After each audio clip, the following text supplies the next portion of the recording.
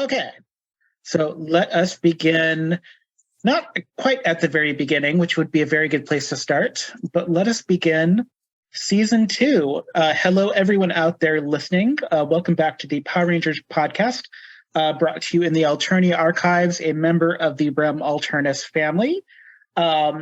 Season 2 is no longer becoming Mighty Morphin. Season 2 is called Sentinels of Senior Year, which I'm going to say again, Sentinels of Senior Year, trying to get that S in senior. I'm so excited to be back as Zordon. If you're listening and you recognize my voice from doing interviews for Fourth Friday Rem Chats, Rules of Pools interviews when Sarah's not available, or as Panabon, the genderqueer jewel-eyebrowed elf of Like Clockwork Infamy on Sunday evening. Yes, that's all me. I'm here. I'm going to be playing Zordon again. I'm very excited. As the players introduce themselves, if they have a grid power, they are going to be reminding you of what their grid power is. I will also say at the top of the episode, top of the season, remember to take your story point for the start of the session, because everybody gets a story point at the session, and I encourage you to use them liberally. You never know when you may need them. You can use them once a scene. We're just going to start here on my left as I see it. Cecily Adwell, welcome back to the game. Hello. I'm so excited to be back. I am Cecily Adwell, also known as Lottie West. If you're looking to see what conventions I'm performing at throughout the year, take a look at my Instagram at Lottie West, and I'll also be playing Oxentia, a steampunk LARP, as Zsa Zsa St. James, and I'll also be writing and helping curate the Gala of Everlasting Change in 2023 in September on the autumnal equinox. So if you're interested in LARP or nerdy stuff, give me a follow and check it out. Cecily has a grid power, and it is mnemonic recall. Yes, which will be very useful, potentially, this season. And then moving down, we have Jane Russell, a.k.a. the woman that stole Brick's heart, according to Brick's mother. Jane Russell, welcome to Senior Year at Angel Grove High. You Yay. Troublemaker, you. I know, I am such a troublemaker. I have a question about story points real quick. Yes, I can answer all your story point questions, or I'll make up an answer. Either way. I won't know the difference, so it's okay. Our story points from last season, do they roll over, or are we starting over again at 1? I am being nice and I'm saying they roll over, but bear in mind at any time, I might decide to cap them at a certain number because I am being nice. So yes, they can roll over. Bear in mind, all of your story points do also go into a pool, and you can use one a scene. So I would recommend using them liberally and often. And when you run out of them, you can just ask your ranger mates for a story point. All their very own to borrow. So yes. But yeah, I am Isbeth. I join Panabon on Sundays as Drusilla, the human bard, and my grid power is Power Shield. Yes, which you've used a little bit. You're technically a level 7 ranger because you've done some stuff in the streamathon. We'll have another streamathon coming up. By the time you've listened to this, that will have come and gone.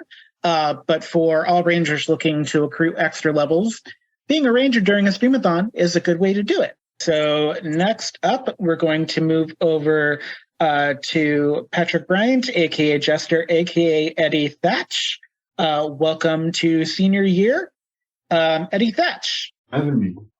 As I said, my name is Patrick Bryant, Jester if you're nerdy, and I play Eddy Thatch, lovable big goof of a character. Some of the work that I do is I'm currently making small contributions to an SRM module, and primary portion of my attention goes to Frag and Unicorn Games, helping them out with Subversion and Games of the Undercity. They are also part of the Realm Alternus family.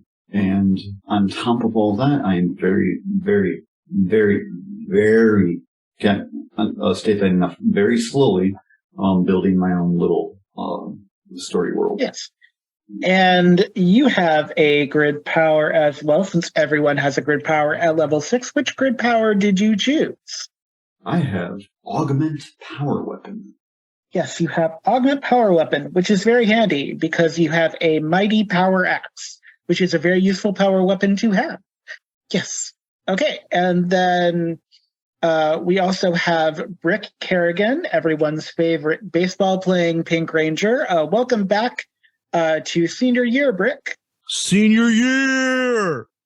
Yes, just like that. My name is, I play Brick. My name is John Blair. I also go by Chunky Love on the internet and places.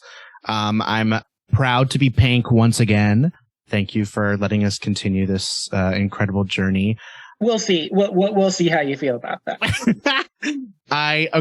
According to our chats on 11/22, 2022 at 7:59 p.m., I did make the decision to have Power Heal as my grid power. So that was indeed what I chose. I love that too, because that's like a very caring. So Power Heal allows you to spend power points to remove negative conditions or damage to other. Oh, perfect. I love which is a very Pink Ranger thing to do. It's great. It fits in well with your character. So I'm excited and happy that you've chosen. Yes, and of course, and we have a new player coming to the table. For what they come, we will find out throughout the episode. Jack, welcome. If you'd like to introduce yourself, you'll get a chance to introduce Luna throughout the episode. But if you want to introduce yourself. I'm Jack. Not much to say. I'm a poet and an artist. I like role-playing games. I'm just here for fun, honestly. Good. I'm glad. I'm excited to have you here. We're excited to have you at the table. I hope you find this friendly and fun. One of the reasons I love doing Essence 20 is that this system feels a little less quote-unquote crunchy than other systems. I feel like it's a really easy kind of gateway into doing more tabletop stuff. A shout out to Renegade Game Studios and all the associated folks for making this role-playing game. But let us begin the game. I think this is a fabulous time to do so. Season 2, Episode 1 is titled Status Quo. And the reason it's entitled Status Quo is because it's only been a month since the events last we met when you defeated Big Goldar. Summer feels like it took all the time in the world, and yet none at all. It still really is a remarkable feat, Zordon and Alpha will remind you on occasion, that you were able to combine Zords and prove yourselves against Rita's strongest creation and general. Though, of course, the only people that know about these trials and tribulations and that you are the champions of Angel Grove and Earth are you and me, the floating head in the quote-unquote fish tank named Zordon, who speaks in cryptic phrases, and my adorable little robot helper, Alpha 5. Mostly, you begin as level 6 Rangers, and you've accessed your first grid power. You've had it for about a month now. You've had to defeat 1 or 2 monsters, but nothing's gotten quite as big or as fearsome as Goldar. You've gotten better at battling monsters, working as a team, and settling into your routine at school. You know, honestly, there's even been enough time between attacks that the roof of the mall has been fixed. And there is much rejoicing from the teens as the mall has reopened to full capacity, albeit with a new skylight. Angel Grove High has lapsed back into a sense of normalcy after the student body crisis during orientation week, which is the finale episode of season 1, if you haven't listened to that yet, and I think you should. Most of the students involved recovered with little perceived damage. So what I'm going to do is I'm not going to tell you about all of your class schedule. I'm just going to tell you about the 2 most important classes in your schedule, 4th and 5th period. So 5th period is the best subject. Does anyone want to take a guess as to what the best subject in a high schooler's day is? Study hall? I heard one guess. What was that guess? Lunch, yes. Take a story point for guessing lunch. Yes. So 5th period is lunch. So the period before that is 4th period. Cecily and Jane, your 4th period class, you are sharing an English lit course. It is taught by Mrs. Smothers, who is a big Nathaniel Hawthorne fan. Oh. Yes, lots of Nathaniel Hawthorne happening this year. You can decide how you feel about the Scarlet Letter because you're going to read it at least twice. Also in your class is Maribeth St. Clair, who is the current student council president of Angel Grove High and head of the homecoming committee. And she takes her job very seriously. Brick, you and Quentin are sharing an advanced Earth Sciences class taught by Dr. Henry Amardo. Dr. Henry Amardo, Quentin will recognize because they're also the faculty advisor of the Angel Grove High Morning News, which is a work-study program they have as cameraman. Dr. Henry Amardo does look like Doc Brown from Back to the Future. He's giving Christopher Lloyd realness. I would like to know, where do you sit in class, Brick, for this Earth Sciences course?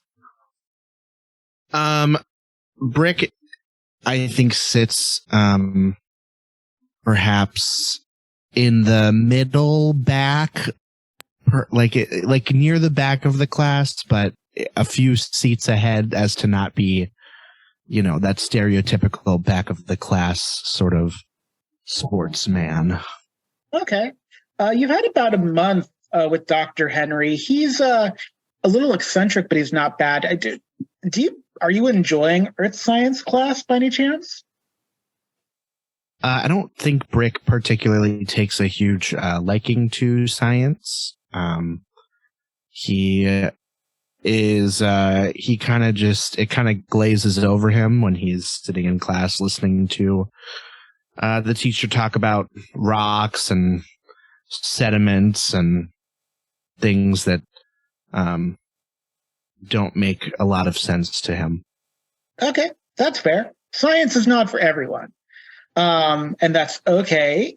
So about a month into school, you are sitting there in the morning waiting for lunch to happen because it's the period right after this. So lunch would be amazing instead of having to sit through this. In fact, double lunch would be amazing. But Dr. Henry Amardo, before he begins his lecture on earthquakes, says, "Class, I have an announcement. We have a new student transferring in today. I'd like them to introduce themselves. What is your name? Luna Perch? Did I get that last name right?" It's Finch, sir. Finch, like the bird? Yes, exactly, the bird. Ah, I understand. Okay. So Luna Finch, like the bird. Would you like to introduce yourself? Do you like Earth Science? That's what we're doing here. Okay. I'm sorry. Oh dear. Well, that's okay. We're gonna have you. We're gonna move on so we can get on with the day. I'm gonna have you take a desk next to Quentin, Mr. Turner. You're not sleeping, are you? You're awake, right? I'm here. Okay, great. Luna Finch, like the bird. I'm going to have you take a seat next to Quentin, and Quentin can get you caught up on the Earth Sciences material, which is the class that we're all in, that Quentin knows because they are here. I would like you, Quentin, if you could, to introduce yourself to all the people out there now that you have joined us. Yeah. And also, if you'd like to welcome Luna to Angel Grove High. That'd be fabulous. Yes. Well, welcome, Luna. I am Quentin Turner. I am, as far as all the viewers, or listeners rather, I am Andrew Bryant, playing the part of Quentin Turner, the Yellow Ranger for this little stretch at the moment. But as far as Luna to school. Thank you very much, and it's nice to meet you. Thank you. Brick is sitting, I'm assuming, very close to Quentin and now Luna. So Brick is going to chime in and ask and say, Luna, where are you from? Where did you move from? Stone Canyon until very recently.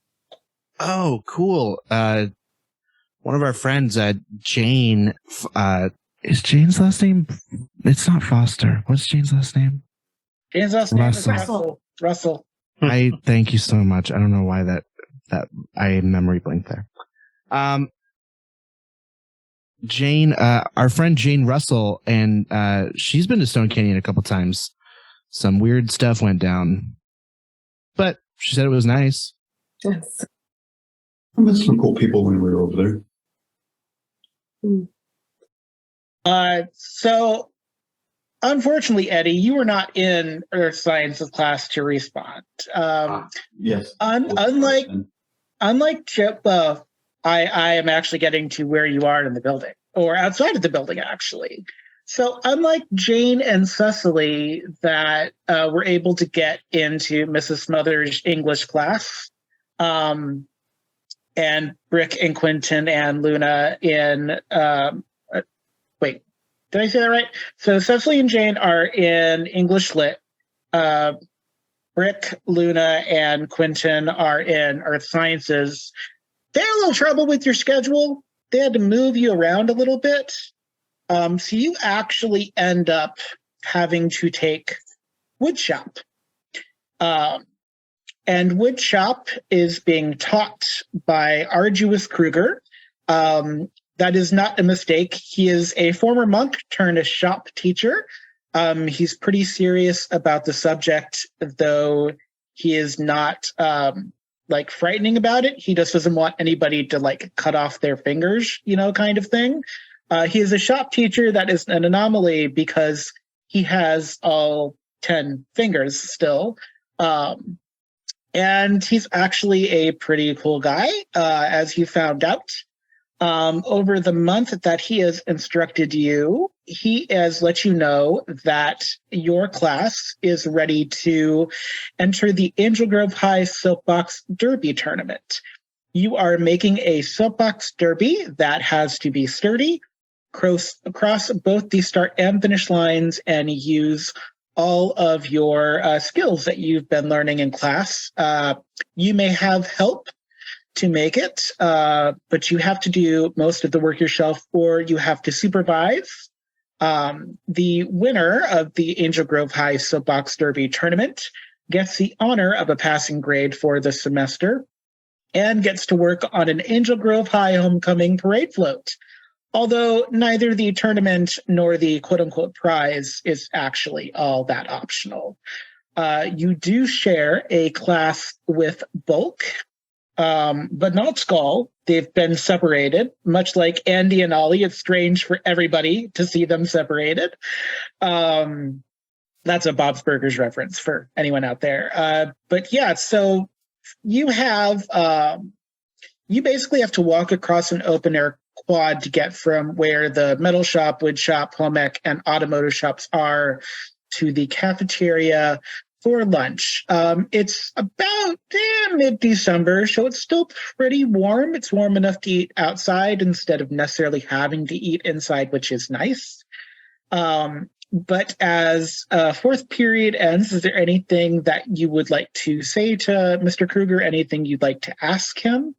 Does he have any pictures or information about some of the better performing soapbox derby cars from the past, from the previous? Yes, he's very technologically advanced for a teacher. He actually up on the kind of slate chalkboard thing in class, because they still have chalkboards out there in the annex, essentially. He's actually put down some websites. There are professional soapbox derby people that put up videos for high schoolers to learn how to make soapbox derbies. So you actually have quite a few resources. One of his favorite sayings is, "You're not going to cut your finger off in my class if I have anything to say about it." So yeah, he wants everyone to succeed to the varying degree of having a car put together. So awesome. So I'm going to take note of the websites and make sure to look them up a little bit later. Would you like to give me an alertness roll? Absolutely.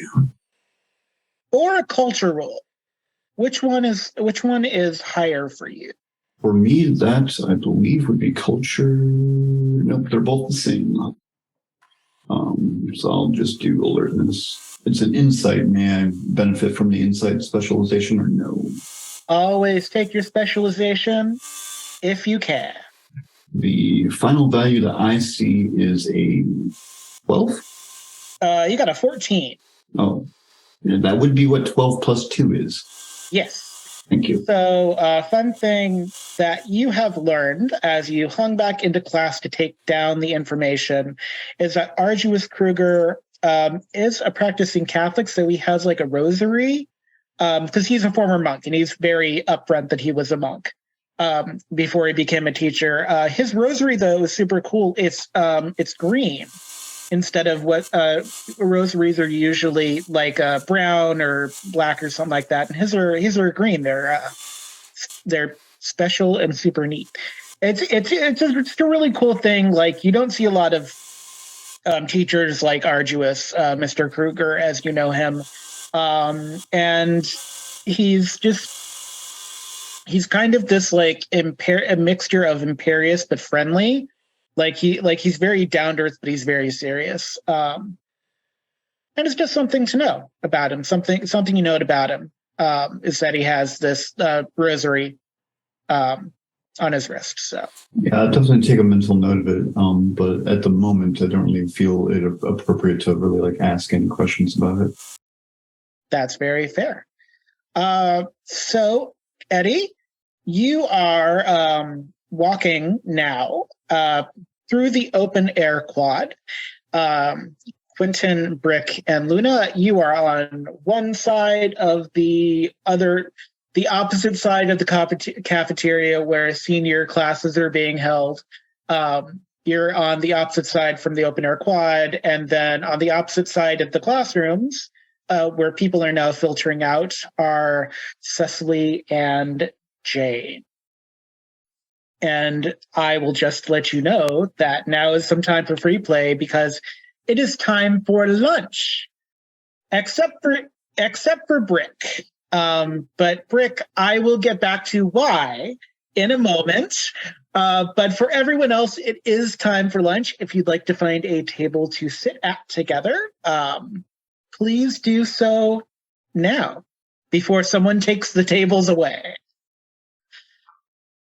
I think Cecily is very timely, so she is in there first, and she has grabbed the primo table spot so she can enjoy her bento box and her homebrewed kombucha.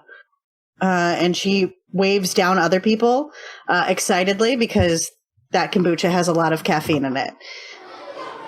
I think since Cecily and Jane were in the same class, she would have left with Cecily, and she is sitting there eating her home brought lunch of a sandwich and fruit.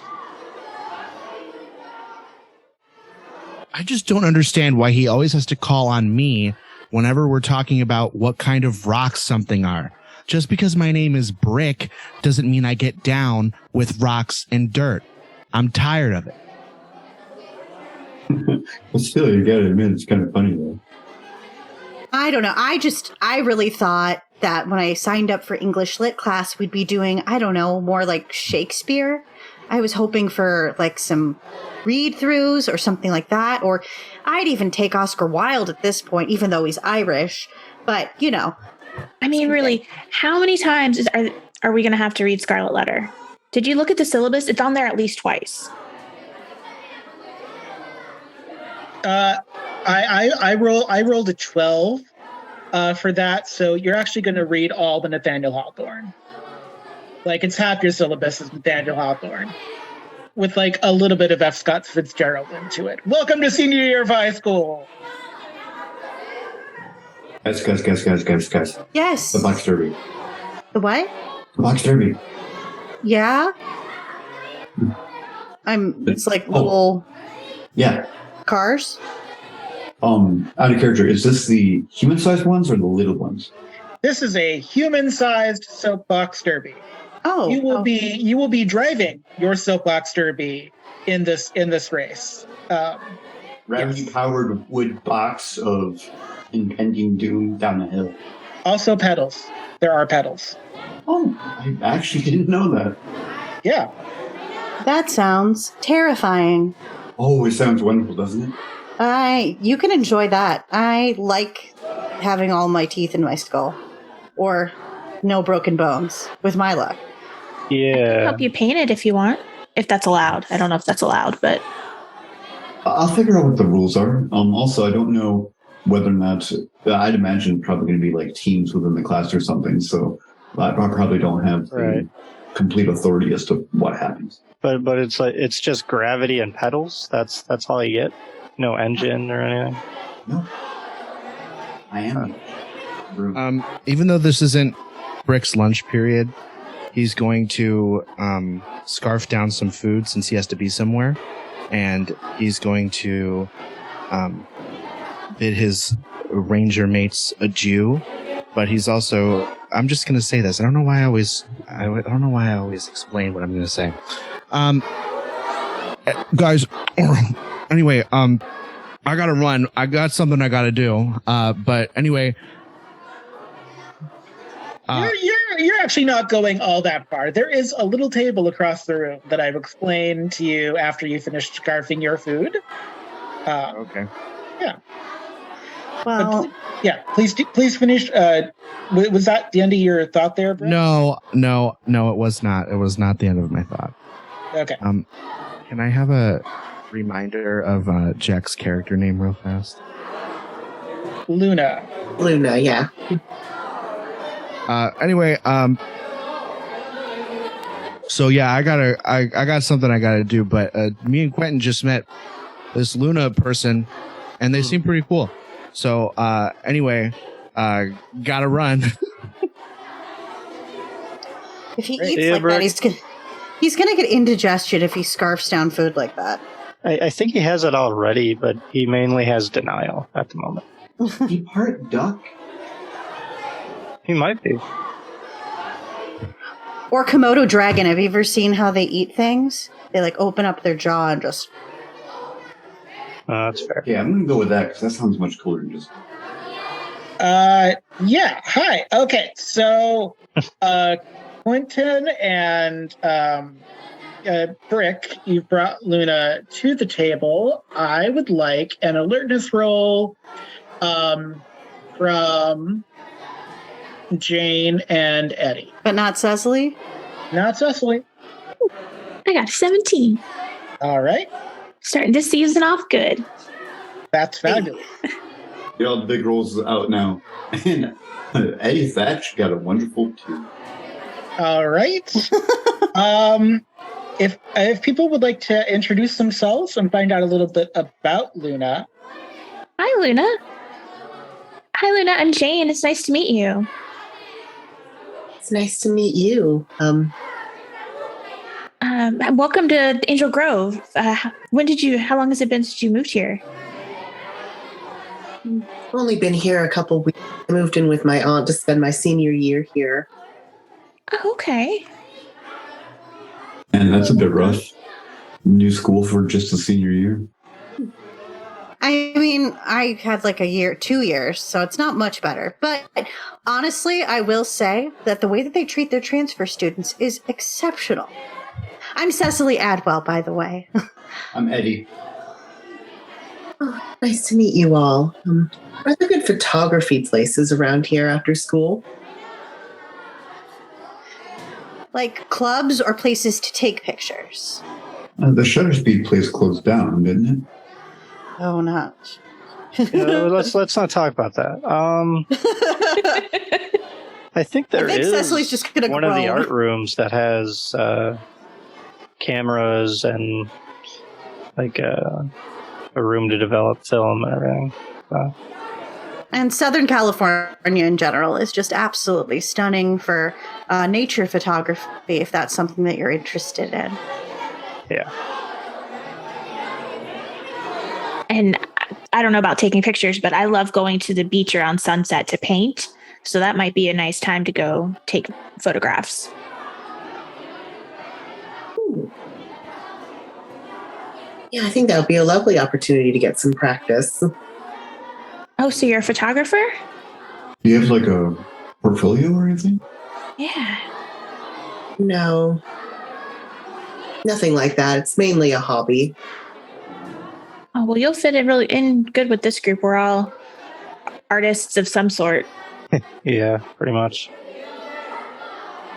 If you call fencing is an art. Yeah, no, fencing's definitely an art.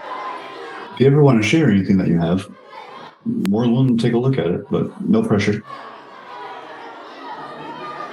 Perhaps I will soon. Thank you.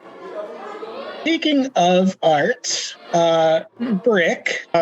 So, Brick, you are actually fairly lucky to get to see your fellow Rangers because homecoming time to Angel Grove High means that instead of you actually getting to enjoy your lunch, you get to sit at your little table in the cafeteria area, and you are trying to get people to give money to vote for homecoming king and queen. All the funds raised go to athletic scholarships for those who can't afford entry fees or equipment or what have you. So the reason you had to scarf down your food is that you get to work, which, depending on how you feel about it, may be nice or may kind of feel like a punishment. And I've prefaced that idea of it being a punishment because you're not really sure if you're being kind of punished by the athletic department or not. Before I say anything that may or may not be the way you feel about your character, it has only been 2 months since you had that big scare where you were in the black and white place. So I guess the question is are your attentions still on baseball? And has anybody noticed if they're not? I think Brick's intentions on baseball are still... he's still kind of deciding, he's still having sort of an inner turmoil of what path he's trying to take with it. But his spark for the sport does seem to have waned a little bit. So I think that some people, perhaps who think he has some sort of, innate talent, feel as if he's not doing enough with it at the current moment. But at the same time, he's also... his plans have been set in motion for a while now, so there's like, if any decisions are going to be made, they can and most likely will be made at the 0 hour. Okay. So here's the question then. Is not getting to hang out with, but at least seeing your friends, is that enough? Does it feel like a punishment, or are you actually like out there trying to like get people to donate? Like, are you having a good time, or does this like suck at the smallest table in the world? Brick would like to spend more time with his friends for sure, but he also knows that he has like a thing to do, so he's very motivated in making sure that he does the things that he is expected to do. So he is kind of upset that he is not at the hanging out with his friends for lunch, but at the same time, he knows it's soon. But anyway, he is he's sitting at this little table. I'm gathering donations for Homecoming King and Queen. Is that what I'm doing? Yes, and all the funds donated go into the athletic department for people that can't afford like to pay for all their equipment and stuff. Donate for Homecoming King and Queen. You don't have to vote for me, but you could vote for someone. Please donate. Hey, you want to donate, don't you? I know you got. You look like you could. You really want to. Give me an alertness roll with edge, Brick, and I actually want everyone to give me an alertness roll. Jane got a 23. Jane got a 23. Eddy Thatch got another 2. Eddy Thatch got a 2. All right, what else do we have here? Brick, did you do that with an edge? Yes, I did. Yeah, I got a 6. I got an 18. That's Cecily Adwell with an 18. Quentin, what did you get? We got good old 7. Luna, you got a 15. Not very alert. Brick seems to be just kind of sitting there saying the same words over and over again. Yes. So you're not super alert, Brick, but you do notice that Skull has spent the majority of the lunch period not eating lunch, which is not weird because usually Bulk is the one eating and Skull just kind of sits there and offers him extra food.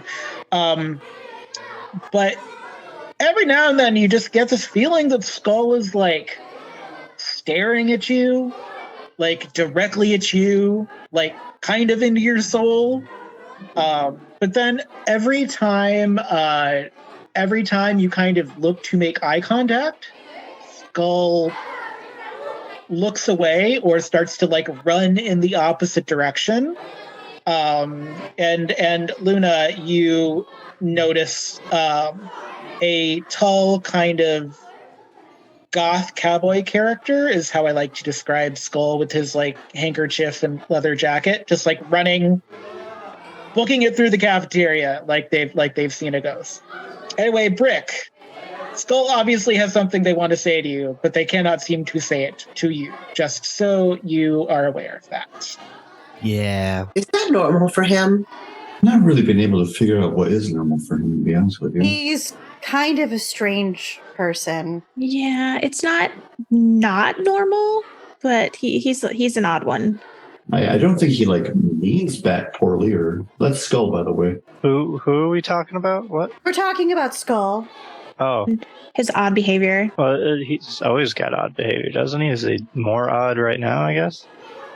Well, he is staring an awful lot. Do you think that Brick did something to frustrate him in any way? I don't know. I haven't been catching up. If he did, it would have to be like unintentional. I can't imagine Brick doing something on purpose. It's probably just existing. Skull seems to get irritated at a lot of things. I'm going to go donate, and I'm going to ask Brick if there's a reason Skull would be acting so odd. Anybody want to come with me? Okay, I'm gonna join you because I want to donate too. I mean, I find the entire homecoming situation extremely banal, but I'll come. Yeah, that's the only reason why I'm donating, because our friend is over there. So I'll go, and I don't know how much donations normally are for homecoming stuff, but I'll put $10 in the donation. Hey, we noticed that Skull was kind of staring you down and then ran away. Is everything okay? I don't know. I really should talk to the guy. But do you remember that one time when him and I like kind of switched? Wait, I'm in front of people. Yeah, I'll tell you about it later. When you start to say that, Jane was the one that was with you, so she knows what you're talking about. I know, but I didn't know who else was with you. Is it just you? Cecily and Eddy. Oh, okay. Yeah. Do you remember that one time where we him and I kind of switched consciousnesses, and ever since then it's been kind of weird. So I really should talk to him about that, but I don't really know how to bring it up. Yeah. Is that like breaking the rule, or is he now part of the rule? I don't know. I think he just probably feels like, I don't know, weird that it happened, because it was weird that it happened. So I don't know. I'll come up with something to say to him at some point. Was there much colorful mojo in the process? So as you are having this conversation, Jane, out of the corner of your eye, and Cecily, you might notice this as well, depending upon where you're looking, Maribeth St. Clair is approaching the little gaggle of students, and Maribeth goes, Jane, hi, I'm so glad I ran into you at lunch. Hi, Mary Beth. What can I do for you? Hi. I couldn't help, you know how I can just hear everything, right? I couldn't help overhearing in class as you were getting all settled in that you're an artist of some kind. Did I get that right? Yeah. Yeah, I am. Okay. Yeah, see. So I in a little bit of a bind. Could use like an artistic eye. If you have like 2 or 3 nights a week free to just like help make some homecoming floats, with some paper mache here, some paint there, streamers. It's a lot of fun. It would really just be super, to get an artistic eye on a couple of the floats. Just 2 or 3 nights a week. So, yeah. Jane feeling very put on the spot and not knowing how to. Okay, sure. Eddy's already been voluntold that I'll be doing that, or was that only if you win the? Maribeth is only paying attention to Jane, and before you can even say yes, Maribeth is like, "Okay, thank you," and just kind of walks off to rejoin their friends. Jane, don't worry, but I'll help you out with that because I'm pretty confident that I have to do that for shop class as well. Okay. I don't know much about making floats, but I guess I'll learn. Paper mache, I mean, even if you do screw it up, it's still kind of the point. Fair enough. I'm going to be honest, I've never been around enough of a school to actually go to a homecoming event, and I am contemplating whether or not I'm going to participate at all. But if you all end up getting involved, I guess I'll have to. Also, Jane, just kind of watch out for Maribeth. She can be a bit much. I'm assuming because Brick kind of rolls with the popular-ish sort of people, and she is class president, that we have interacted before in the past. She is a bit much. Actually, everyone that knows her says she is a bit much. She was specifically eavesdropping, by the way, in class to find someone to foist homecoming responsibilities on Jane, and you were the kind of intended target when she heard the word art from you. She doesn't care which art, just art. As Maribeth leaves, Cecily, you get a phone call from your dad. Dad, what's up? Usually don't call me during school. I know. Sorry about this. This is kind of a strange question. How did the chickens act this morning with you? Give me an animal handling roll, Cecily. Uh-oh. Animal handling. I got a 9. Got a 9. Okay, so your dad goes on to tell you kind of the following things. At a 9, I'm going to say that they're off, but you don't quite know quite what is off about it. He goes, honey, they've started like printing each other shortly after you left for school this morning, and they're still doing it. They will not nap, which is kind of strange for them. And Catherine Parr will not leave the coop. That's so weird because she usually really likes it when it's sunny out. Yeah, so I was just checking in to make sure they were okay. I'm sure everything is fine, but I'm just checking in. I was checking in to make sure they were okay this morning. I hope everything's going okay in school. They were a little weird, but I just thought that maybe there was like a weather front coming through because, animals are so susceptible to things, but... Well, thank you. Keep me posted. Send pictures because I get really worried. Oh yes, I'll definitely send pictures. No problem. Not just of like your selfie. You have to remember to press the other way to turn the camera. Oh, that explains the picture I sent to your mother of the fern the other day. I have to remember that.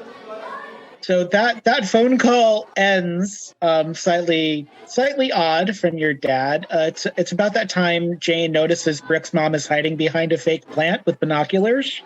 No, that's not actually happening. I just added that in. She turns and walks away very quickly. No. So all right. So Luna. You are kind of sitting at the table with Quentin, and two things are going to happen simultaneously.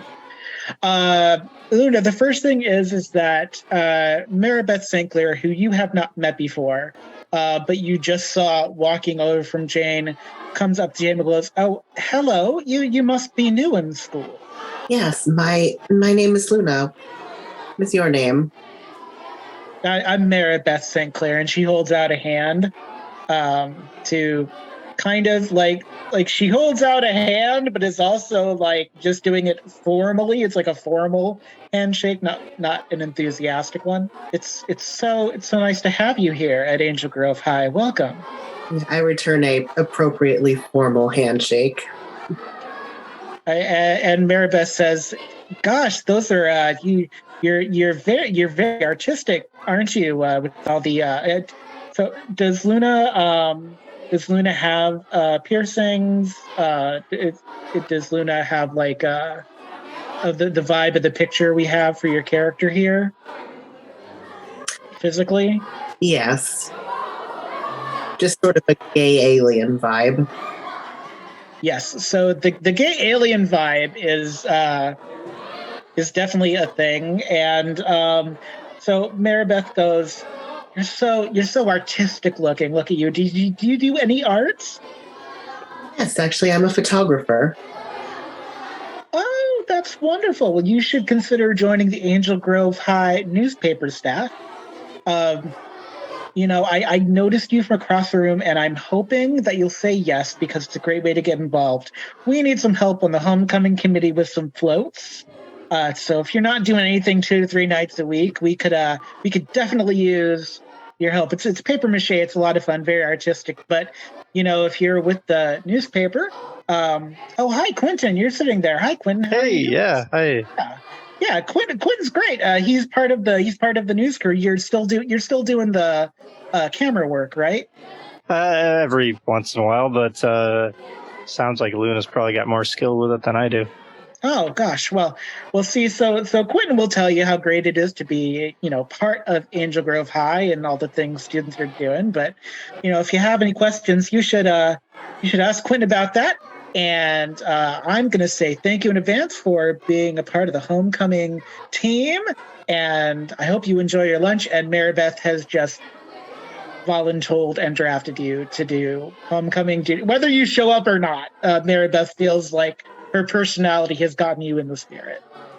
I have a feeling we've both been roped into something we didn't want to do. I think I was already kind of roped into it, whether I was told before or not. I'm pretty sure my name was on the short list, so to speak.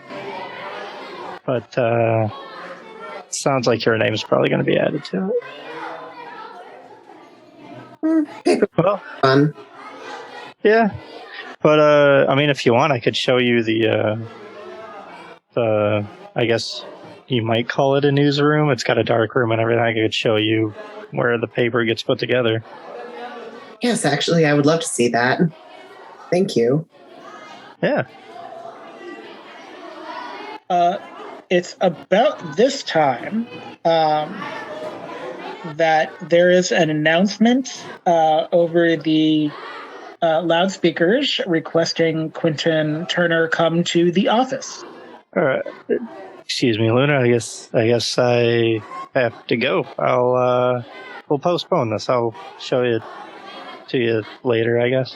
I'm going to say to Jane, Brick, and Cecily, they're in a kind of a whisper, I think he double parked the shark cycle. What was that? I think he double parked the shark cycle.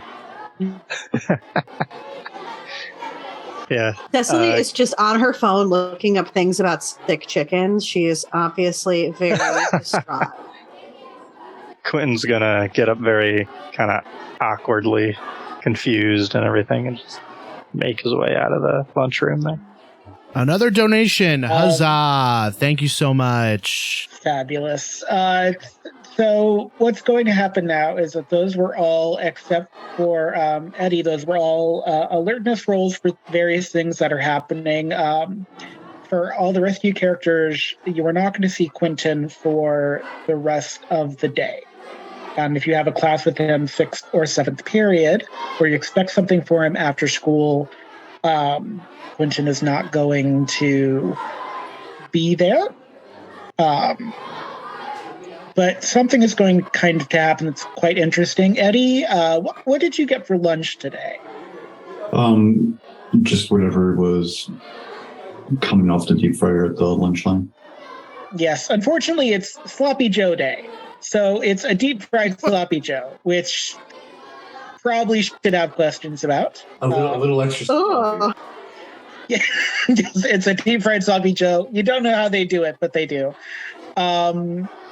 As you are tucking into the tater tots next to the Sloppy Joe, there is a note in your tater tots from the Sleight of Hand Guild that you accepted an invitation to, and they would like to see you at some point this week.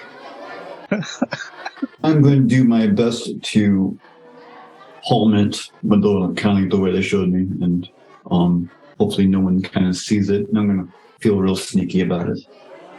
I'm just picturing the saddest plate of food and then the most randomly shoved in piece of paper in half.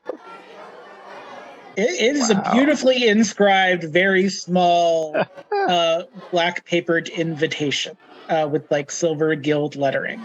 And besides, I don't think a plate of tater tots has ever been a sad thing. It's still tater tots. Well, it's high school tater tots, so put a pin in that. By the way, because you got this assignment from Arduous Kruger, they will let you have people help you build your soapbox car as long as you've supervised it and you can talk about how it works, and it will not fall apart on you. You can have assistance. In fact, Bulk is doing that. He has a little group of woodshop people, including Fenwick from the baseball team, Merritt Lee, who is a track and field star, and 2 other guys called Rex and Banks, who you're pretty sure are smoking pot because you can smell it. But so you can definitely have help in the team, and as you arrive back at the table, Quentin is gone. But Luna is. Luna, are you still there, enjoying lunch and the cavalcade of people at Angel Grove High?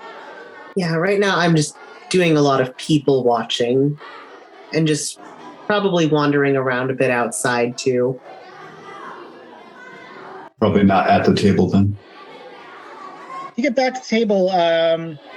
So we'll just say, so who is helping Eddy with the soapbox derby? This is different from doing paper mache stuff, but is anyone helping Eddy with their soapbox derby? Jane doesn't, I don't know how much Jane will be able to help build wise, but she would be down to help decorate, paint the outside of the soapbox car. Quentin would definitely be up for helping, but he's busy, so. Yeah. Cecily acts like she doesn't want to do anything, but she's actually really dying for somebody to ask her to help. She's like, I'm so above all of this stuff. Ugh. A lot of the other people he would go to a little bit quicker or kind of vanished or whatever. And then go over to Cecily because he still doesn't know exactly kind of what would interest her and what doesn't. But she tends to kind of seem a bit more kind of like a Renaissance person. So a little bit of everything. And literally and figuratively. Did that on purpose. And Cecily, are you okay? You looked a little concerned looking at your phone there. My dad said that all of our chickens are being weird, and they were kind of weird this morning, but I thought it was just me. And I've been looking up reasons why they might be acting strangely, and I'm not really getting any answers, and I'm absolutely kind of freaked out about it. And it's really distracting. Is there anything that you can really do right now about it? Or is it kind of, you just gotta wait? I guess when I get home, I can like change over some stuff and I don't know, set up like a hospital area. I don't know. I have no idea, but it's bothering me. Well, how about this? I don't have anything going on. Wait, actually, when is this summons, Zordon? Your Sleight of Hand Guild summons is like 3 days from now, so it's not immediate. I'm not preoccupied this evening. I can help you out with that if you would like. I also was hoping to see whether or not you'd be interested in helping me make a box of wood on wheels go downhill real fast and not kill me. You want me to help with the derby thing? That's not a hat. Yeah. Well, we could put a hat on it.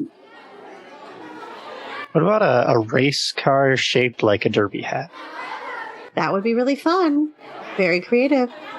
I suppose. I mean, I understand. Like, if Jane's going to be preoccupied with working on a float, I suppose that I should step up and try to help with some of my more creative abilities. And, like, I do know a few things about wood. I did make the chicken coop. Well, I helped make the chicken coop. Oh, really? Yeah. It's not the best, but it does exist. That's great, because the most wood I've ever really done is basically just been like balsa. And I don't think that's something I want to touch for something like this. Yeah. I mean, you do have to like support your own weight and then like not pay it. And it's my weight, which is both going to be good because it's going to be downhill and gravity likes me. But then two, it structurally sound, hopefully. Well, I suppose as soon as I find out what's wrong with my chickens, I can give you a better indication of when I'll be free. Because if it's like an ongoing thing and they're just sick all the time, or I have to like find a farm vet, it's going to be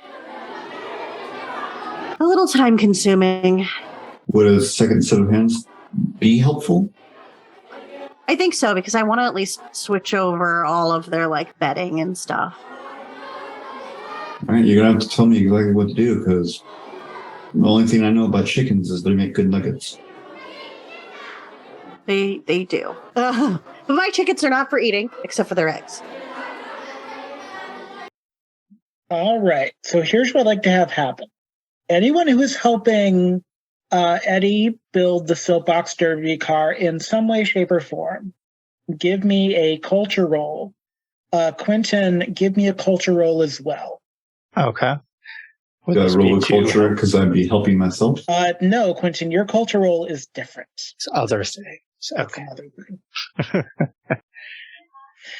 Can I use any of my old world history in this? Because I'm sure that I've probably learned, like, my woodworking skills were probably based on some sort of old world thing. This culture roll is not about building the car itself. Okay. Oh, damn. Brick got a 10. Who is helping to build this soapbox derby car? Brick got a 10. Cecily got a 14. I do not know if you wanted to roll from Eddy, but Eddy got a 10. Quentin, you got a 23 on yours. Which I wish was for the car, but... Jane, you got a 22. Okay. So whatever it looks like, it will be painted beautifully. Yes. If only that was what this row was for. Dang. So, Quentin, over the next couple of days, you start dreaming about hospitals in black and white scale. Oh, man. It's over the next couple of days, you get, even for you, about maybe an hour and a half of sleep. If you need to roll initiative, you're going to take a snag on initiative, like you have no points in it. Yeah. You're not getting a lot of sleep, and it's up to you how many people you let into that. But it's going to become, by Friday, when we have the Soapbox Derby tournament, pretty physically apparent that something is wrong. Okay. For the people helping to build the Derby car, you're going to all have the same dream. You're not in each other's dreams. You do not know you're having the same dream, but I'm just going to describe it once. You are walking down a desert road during midday. The sun is beating down on you brutally. There is no water. You're not parched because it's a dream, but you're in the desert. And there is nothing on this highway. It's like a Looney Tunes commercial, right? Where there's just no people, no cars, nothing, just you in the desert and like a stretch of black tar asphalt road. And then all of a sudden, there's a car comes barreling down towards you. It is moving incredibly fast, and it sounds like one of those like roadsters that people soup up, so it sounds like it's growling like an animal. And it barrels down towards you, and as it comes upon you, no matter how you try to get away from it, it opens its jaws to try to swallow you whole. But you wake up before it can. I would also like streetwise rolls from Luna, Eddy, and Rick. Where's the streetwise Hercules to fight? Give me a streetwise roll. While Just they're like rolling, that. Jane wants to text Eddy and ask if the two of them can meet up at some point, that she wants to talk to him about this summer in Stone Canyon. Eddie's going to text back. Sure, just let me know when. Let me know when you'll be available. We may have to play by ear. I'm going to be helping Cecily with her chickens tonight. And Eddie's Thatch got a 10 on the roll. Brick got a 4. Luna has a 12. Yes. If we have time, we can circle back so you can have that conversation. We'll see how long the rest of this takes, but we can see if Eddy and because you might have time to have this conversation this episode or in the next. But if that's a conversation you want to have, I want to make sure you can have it. So we'll put a pin in that. Brick. That's me. That is you. Your 4 means that you do not get there in time. Oh, that's obvious. Your 4, yes. Your 4 means you just get to witness this happen. It's the weirdest thing. It's not usual. In fact, you've never seen it before. You've been in Angel Grove all your life, right, Yes. Rick? So as long as you've known Bulk and Skull, they've been inseparable, more or less. It's actually their relationship is a little weird. If you don't want to like think about it too much. Bulk has cornered Skull with his new friends from shop class, and they are publicly berating him. And you come around a corner in the hallway and you see the tail end of it before a teacher comes and breaks it up. But you are unable to stop it, and Skull walks the opposite direction, so you can't even get to Skull before there are too many people in the hallway. Okay, I'm going to go up to Bulk then, and I'm going to say, what was that about? Isn't he like your best friend? Bulk just kind of stares at you for a long moment and then walks in the opposite direction of you. Give me a culture roll, Brick. Sure. Hey, Bulkmeyer. I was talking to you. 19. With that 19, that's very out of character for Bulk. Your Ranger senses are tingling a little bit because out of character things in Angel Grove usually mean something. You don't know what it is, but Bulk and Skull especially, it's weird. It's weird and something you just kind of file away to see if you can check on that later. They completely ignore me talking back at them. They just walk away. He just completely walked away with his group in tow. Like there were 5 of them and they all ignored you. Like you didn't that's super exist. weird because Bulk loves a good little fight. So yeah. And Eddy, you see this from the other end. You don't see them going after Skull. But in class, they've kind of become their own little clique of friends, and they seem really weirdly dedicated to their soapbox derby car, like not in an unhealthy way, but like something weird is going on because Bulk bumps into you, or you bump into Bulk. Somebody bumps into somebody, and he doesn't even like make a quip about you staying out of his way. Like, he doesn't even like acknowledge the bump happened. He just keeps walking. A little bit of me might think like initially that kind of a good thing. Like he's kind of got like new friends and he's taking an interest in that and he's not being so confrontational for things. But after seeing it kind of repeatedly a few times, I would think that I'm definitely going to start thinking that it's a little odd. Luna, you were actually in the crowd longer than Brick was. So you actually could hear a bit of them berating Skull, and all of their criticism seemed like very pointed, not like intimate, but they were very much personalized criticisms. This seemed like an attack for some reason, like not a physical one either.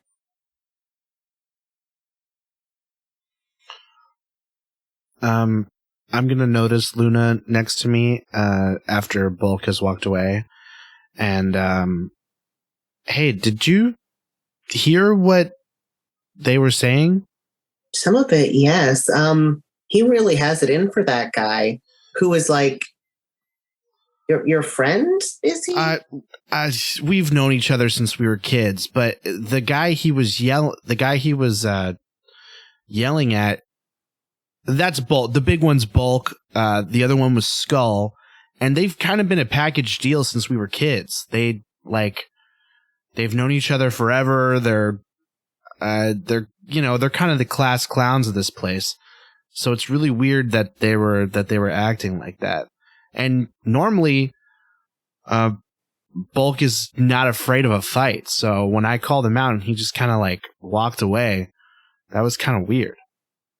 Something to think about, I guess. Am I around for that bit?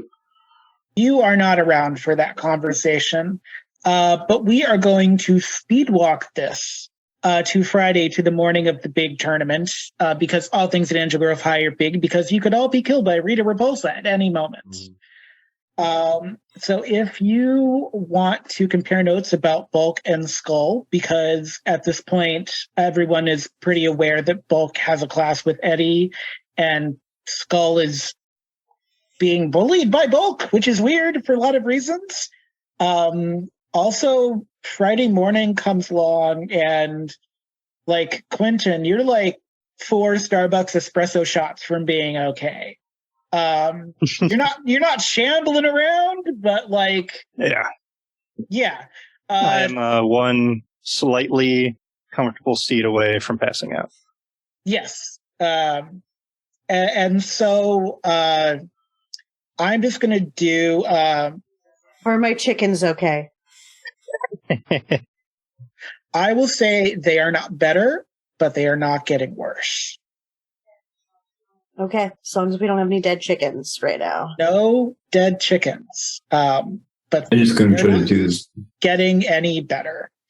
Yeah, he's going to try to do his best to just kind of convince Cecily not to be anxious about it too much.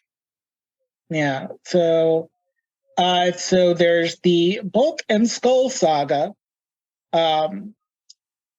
especially for Luna and Brick, who have one class with Quentin. Other people may have other classes with Quentin, but I did not plan out your whole schedule, so you can decide that. But so Friday rolls around. This is the day of the big race. Eddy, you're a bit preoccupied, but until you get to shop class, you have to do the rest of school stuff. So if there's anything anyone wants to do in the morning, now is a good time. Quentin, am I still giving you a ride to school in the morning? Me? Yeah. Yeah, one of the things I was thinking of, if he was doing that essentially each day, I mean, he would probably be the one that notices the most that Quentin's likely not sleeping, even as much as he normally would. Give me an alertness roll, Eddy.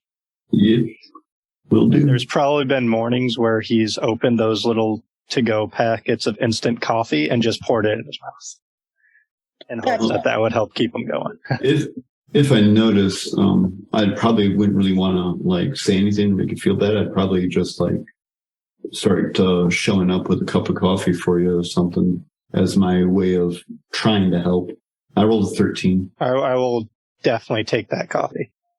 You don't have to share this, Quentin, but Eddy, you'll notice as you're pulling up, there's not as much activity going on in the house, or Quentin is really barreling out of the house very quickly, like uncharacteristically quickly. Yeah, so I'm gonna have the start getting to his place with the coffee already and whatnot to try to like help him out with that, but yeah, I'm going to, if I see things like getting worse, I'll probably like try to intervene a little bit more directly, but I'm going to kind of leave it in his court to like reach out instead of pushing. Throughout the week, he'll probably end up handing you like a couple very crude drawings for ideas for your soapbox. Well, not being that he doesn't necessarily have time to directly help you out, but he can at least share that in the hopes that it helps. But the drawings themselves also seem like they're clearly done probably middle of the night when someone couldn't sleep. So they're not really done in very good detail or... Yeah. I'm going to ask like why one of them has like a power cord going off the edge of the sheet, and he was like, no, you trailed off when you fell asleep. Yeah. I think that's when I passed back out. All right. So, the big race day comes, and there's a festive air around the track and field portion of the Angel Grove High Athletics Annex, for lack of better terminology. There's a lot of football field, so this race is taking place kind of around a like practice track portion of field. There are bleachers here, those very classic metal bleachers. There's like a hot dog stand where you can buy concessions. This event is like an annual thing, so Ernie's Juice Bar has trackside smoothies you can buy, which can be relatively nice and a great way to offset the hot dog calories from the dubious school hot dog water. Any senior is able to come out and watch the event. Even some advanced placement juniors can get out of their classes to watch the race. Eddy, I want you to roll me a d6. And for everyone else, are you part of Eddy's pit crew? Are you just going to be in the bleachers? Where are you going to be observing the race from? And then let's get that D6 from... Mind if I roll a physical one, or do you want me to do it on the roll 20? Oh, you're just going to tell me a number. So if you want to roll a physical D6, you totally can. Well, let's go. I imagine that Cecily, even though she was initially very apprehensive about the entire thing, has completely gone 360 and is wearing a blue jumpsuit with like a little handkerchief as she is on the pit crew, playing her role in the way that she believes that must be done. Eddy, for your 6, you are on the far end, closest into the grass area, where there's also a little podium and like a judge's thing that's being set up. So you're closest to the inside, as opposed to being closer to the bleachers, because there's like 6 starting lineups. Is there is there a turn, or is it pretty much a straight shot? There are going to be turns. Turns. Okay, fair. Jane is in the bleachers.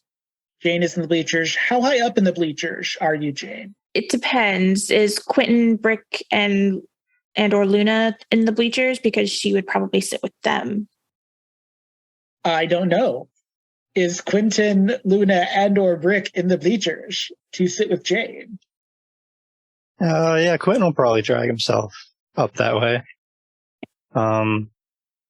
He would probably have liked to have been in the pit crew for Eddy, but he knows there's no way he's going to be able to perform anywhere near the way he would need to be of any use. So, yeah, Ernie hands you a free smoothie, by the way, when he sees your face. Like, he just hands you a free smoothie apropos of nothing. You don't even say anything. I'm going to be tempted to give Ernie a hug for the free smoothie. Brick is also sitting in the bleachers next to Jane. We are sitting pretty much front and center, right by Cecily, and just kind of like off the path of Cecily and Eddy. And Brick is noticing how intense Cecily is, pretty much coaching Eddy at this point on doing the soapbox derby, and he nudges Jane and says, "Wow, she really got into this, huh?" Yeah, she did. She didn't even want to do it at first, but look at her now. She's so funny. She like hyper fixates on stuff and just goes nuts. It's pretty funny. I know. I would love to have her on my team. I mean, we do. Chuckle, chuckle, nudge, nudge. I notice Quentin walking with a smoothie and walking towards us, and I shuffling, and I wave at him to come sit by us. I want to say Jane made a poster to like hold up. Yeah, I like that. Yeah.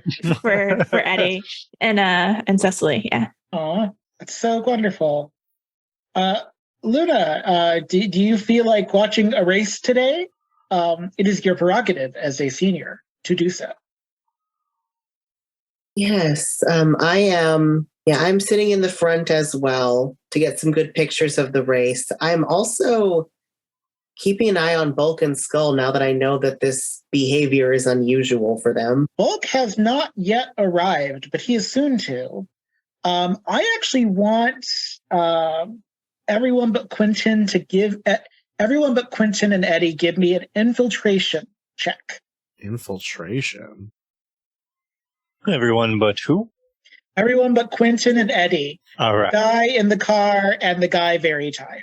Yeah, the guy who's barely there. Right, that's a failure for Cecily. She got a 3. Brick got a 5.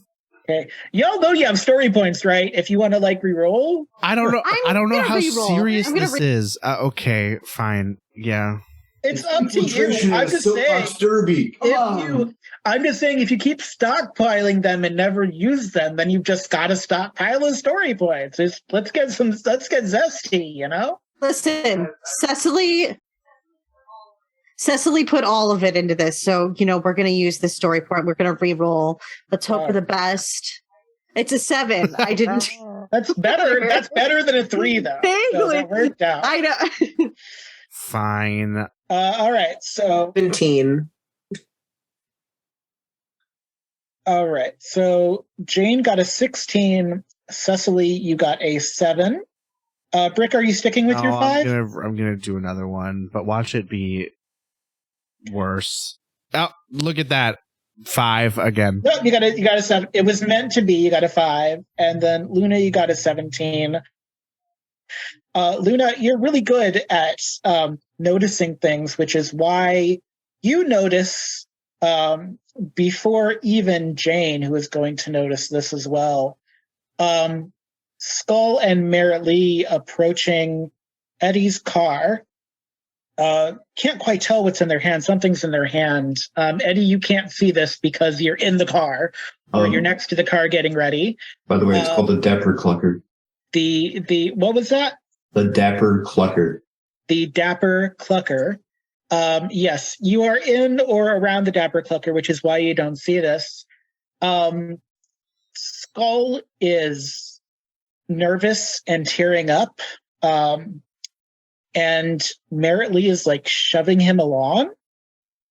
And Jane or Luna, if you want to say something to spook one of them, now's the time. How far away are they? You're fairly close if you're down front and center. Okay. Because there's only 6 positions, and soapbox derby cars are only so big, and not everyone has arrived yet. Yeah, Jane will kind of just call out, hey, what are you doing? All right. Ludo, would you like to add anything to that or snap some fabulous photography? Oh, yes. Luna is taking pictures of this. Okay. So Jane and Luna, between you managed to get whatever it was that Skull had in their hands. They kind of just toss it away, and it makes like a clanking sound, like a metal thing. And then Skull just kind of backs away in time for Bulk's car to pull up. Skull is visibly like shaken. And just like however Quentin feels, Skull is having that day in their own way. And it's not going well for Skull. I'm glad I'm not noticing this. Yes. What you do notice is Bulk's crew car, which is coming up to park, and Bulk's team made it look kind of like the street itself. It has a black bottom with silver sides, and they kind of painted buildings on the sides, so it looks like the city. And it has this kind of weird sharpness to it. The tail fin has you hope it's decorative, a stoplight on it. It looks kind of like the Knight Rider if Knight Rider had been created by someone that had never seen the TV show, and they were just like, make a sentient black car. That is what it would look like. They have not named it. It is just Bulk's crew car, essentially. And so people start coming in. It's not just people from shop class, anyone that has passed the approval inspection test that you had to do yesterday for Mr. Kruger is there. So there's going to be a couple of heats, of which you are in the first one with Bulk because you were both in class. Bulk does look over you at Zordon and go, nice car. Does your hunk of junk actually work at all? Yeah, it works out rather well. Hey, look, instead of tail fins, I got tail feathers. Huh? That was her idea. It was really cool. Bulk just goes, nerd. And then he kind of looks at your car for a moment, and then he kind of looks in the direction that Skull ran off from. And he makes like a sigh sound. And then he kind of turns forward and ignores you for the rest of the time. The judges for the Angel Grove High Soapbox Derby Tournament, in so much as they need judges, include Principal Kaplan, Dot Doreen, who is the home ec instructor who is thriving at 80 and wears a flamingo hat. And they somehow roped in La Cienega, who is the head of the test nonprofit from the Future of Angel Grove committee that you all remember so well. Mr. Kruger gets up on a little impromptu podium to make a speech that reads as thus. The Soapbox Derby Tournament is one of my favorite traditions and a perennial favorite of Angel Grove High. I was crushed when we didn't have it last year, but we are now back and stronger than ever. Each car has been tested for durability and competitive racing speed. Give a cheer for your favorite. Shout it out. Give a cheer for your favorite. This is where you all cheer. Woo! Woo, Eddy! Favorite. Yay! Oh, yay! Bok. Yay! Just Quentin's cheer will probably be a noticeable couple seconds Why behind did the everybody chicken else. cross the road to win the derby? That's enough out of you, Eddie Thatch. All right, everyone. The rules are simple. The first car to cross both the start and the finish lines wins a passing grade for the semester and will have the honor of executing an important float for the Angel Grove High Homecoming Court and driving it during the parade. Not the King and Queen float, not making that mistake again. You'll notice on this track there are 3 obstacles to pass, representing 3 of the historic Sentinel Lights inaugural maneuvering contest, which was just a fancy word for race from the time when Angel Grove was being founded. If you can avoid them, drivers, you have a good chance of winning. But remember, racers, fair play is essential. Speaking of essentials, I'm going to shut up so we can race. Drivers, in 3, 2, 1, go. And Eddy, what I want you to give me is a maneuverability test. Right? That's a thing you can actually give me, right? Yes, give me an acrobatics. Acrobatics. All right. Yes. Good thing I put all my points into not that. You know, it's a flat D20. You might still make it. And since I have nothing in it, I'll be rolling it as a snag. However, that does give me an opportunity to possibly. You do not need to roll it as a snag, although you got a 1, so I'm actually going to call that a snag. Just a second. There's a. Would I be able to do an assist roll with the notes I passed him throughout the I week? can re-roll this. I heard anything. I heard 2 things happening at once. So let Eddy go first, and then Quentin.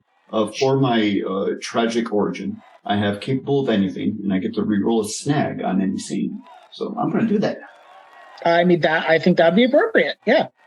Would Quentin be able to do a roll as some sort of assist with all the notes that he passed Eddy throughout the week to help with the car? No, lend assistance is only during combat. Is the way that I use lend assistance. It seems like it's only during combat. Okay. This is the combat of speed. Yes. This is not the combat. Life is a combat. So, life is also a highway. You got a 12 for maneuvering. Yes, and the world is a vampire. Yes, you got a 12 for maneuvering the orange cones, which was not as easy as you like it to be, but you did it. Now give me a D20 for conditioning. This is a speed bump test. For conditioning. Yeah, so it's a flat D20 because you don't have any specializations in it. 11. Got an 11. You do pretty good. On the speed bumps, they rattle you a bit, but you are very tall and very low center of gravity. I'm going to make sure the paper mache top hat and my helmet is still where it is. You are currently kind of neck and neck with Bulk, which is interesting. He is very intense. You've never seen him be so intense on anything before. Give me... Wouldn't that be neck and gizzard? Yes, give me neck and gizzard. Give me driving for this final quarter turn. 21. Crit success. Got a 21. We love to see it. You were just beat out by the Lisa Frank Dolphin team. Sadly, I don't know what it was about the Lisa Frank magic, but their like rainbow zebra stripes gave them the extra push they needed. They just beat you by a bottle. With a 21?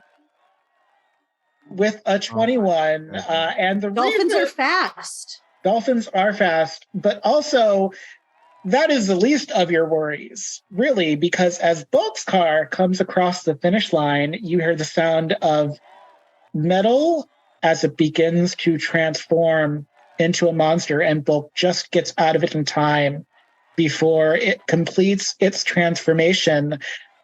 Something strange to note, out of the back of this monster is coming black smoke. His soapbox But it turned is into now a monster? His soapbox derby car turned into a monster. He just got out of it in time. As it crossed the finish line, it became a monster, and pandemonium has now broken loose on the raceway. I'm not going to make you roll initiative quite yet, but it is coming. So if there is anything you want to do before initiative, now's the time in which to do it. Throw the brakes down in my car and try to get out as fast as I can and onto my feet. That roll earlier, the infiltration roll. Yes. Yes. Did I not witness the Skull throwing the little thing out of his hand? You did not witness that. Could I use my mnemonic recall to see if I don't know. Never mind. I mean, if you can think of of something in your memory that would give you some information about soapbox derbies, cars turning into evil monsters, now's a good time. We are in Angel Grove. That's probably pretty normal. Is there like an old world history ship that turned into like a evil thing? Maybe. I mean, are we talking? The mythology and history are both up for grabs here. But regardless of how you feel, there is now panic as there is this monster on the raceway looking to make mischief. I'm going to have everybody give me initiative for the first time in this game. We love to see it. We love to see it. Well, I mean, we love to see it. Seems. Before we roll initiative, is Luna still has Luna fled the scene, or are they still around, and are they close to me? I don't know, Luna. Where are you now that you are watching? You are watching something transform in a very Michael Bay-ish type of scenario, I guess. Luna is running towards the monster with a camera in one hand and a notebook in the other. That's wild. All right. Brick is going to love it. With your reaction, please take a story point for That's Wild. There's nothing better I can give you than a story point for That's Wild, but I feel like that's the appropriate. I can't think. Yeah. Brick is going to yell out to Luna that you need to get somewhere safe. All right, give me under no circumstances. Give me an intimidation. This is going to have to be relatively high to distract or frighten Luna, but you can totally do an intimidation and see if that will dissuade Luna from their current trajectory. Intimidation, not persuasion. No, not persuasion. There's nothing diplomatic about this. You're shouting at someone to get away from the Demon Beast car. That's what I'm calling it. It doesn't have an official name. What I get? 15. You got a 15. Luna, what is your willpower? That is 17. Does not beat Luna's willpower. Whatever. Does not meet or exceed. So that's a thing that's happening currently. That's something that you can think about, Brick, as everybody rolls initiative. Ooh. Cecily Adwell has an 11. Cecily has an 11. Jane has a 7. Thatch got a 16. Eddy got a 16. Whatever the second roll is, you actually have to. Oh, okay. That's so because the first one was a mistake and the second one is really bad, can I use the story point you just gave me to re-roll? I will let you use the story point for that. I feel you might find it very useful. Yes. Okay, 11. 11. Oh, we're right back to twinsies because Cecily got an 11 as well. I got to roll again? Yeah, let's have Cecily roll again. Sure, that's fine. Okay. Oh my god, I got 11 again. What is this? I'm gonna make Brick re-roll because Cecily re-rolled, so now Brick, you re-roll. Oh, sorry, I hit it again. Okay, well, I'll give you 13, and then we won't have the feedback loop, so that'd be great. Perfect. Quentin, do we have... Yes.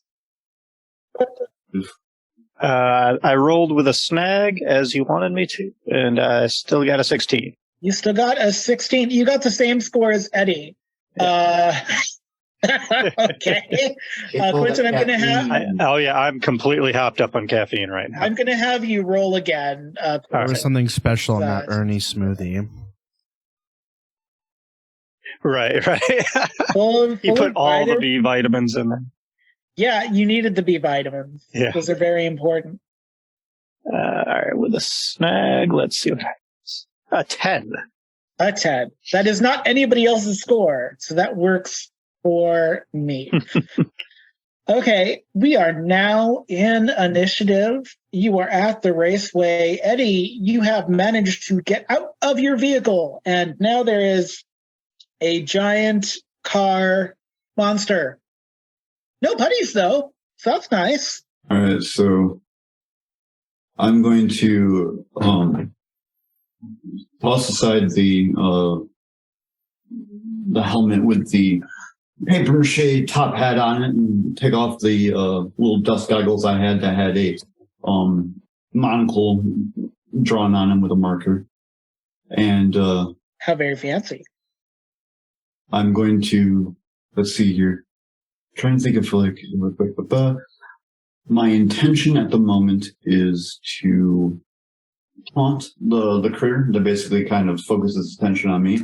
So I'm going to go, hey, Knight Rider, we're going to go driving into the moonlight. Give me that intimidation roll. You need to get a 12. 12 or higher, because 12 is its willpower. It has no shame. You can't shame it in front of its peer group. It has no peers. So it's going to be willpower. A 16 does beat a 12. Unfortunately, it doesn't have any concept of where it is, so it doesn't really have anywhere to go. It just kind of heads towards the stands where everyone else is. May I be able to at least try to put myself between it and the stands, or that not really fly? You're close enough, but you are still your meat self. You have not transformed, and you are outside in public. So, okay, I mean, if you want to, I'm not going to stop you. Put myself in danger. You're very tall, though, so it may work in your favor. Cecily, you are next. All right. From pit crew to in danger. Ain't that always the way? I mean, but I'll never be a damsel in distress. That's for gosh darn sure. It's true. Can I... How many people are still around? Is everybody like... People are like panicking and moving, so it's just like a swarm of people that are escorting away. Okay, I just kind of want to help people get away because it's like not like I can morph right now. I don't want anybody to see me. So I just want to try to help people get away as quickly and safely as possible. and I'm feeling extra cool because I'm in my little jumpsuit, and that makes me feel like I'm kind of, even if I'm not morphed. All right. Give me a streetwise. We'll see if you give them the right exit. We'll see. 3. I am rolling terribly today. You managed to herd people to the other side of the field, which would be great if there wasn't a fence right there. Yeah. So you're not any farther away. You have gotten people farther away, though, which is nice. Cecily tried, and she ran like a chicken with her head cut off. It To happened. the wrong way. Brick. Luna is running toward the monster car. Unexpected. I think at this point, since she's obviously not listening to me yelling at them. They are not listening to you. Since they are not listening to me yell at them, I'm going to I'm gonna try and like grab their arm and tell them that no, seriously, like you need to go now. And give me that might roll for grappling. What is your toughness, Luna? That is 12. That is a 12. You must meet or exceed 12 Brick. Nope. Luna is wily, so that's fun.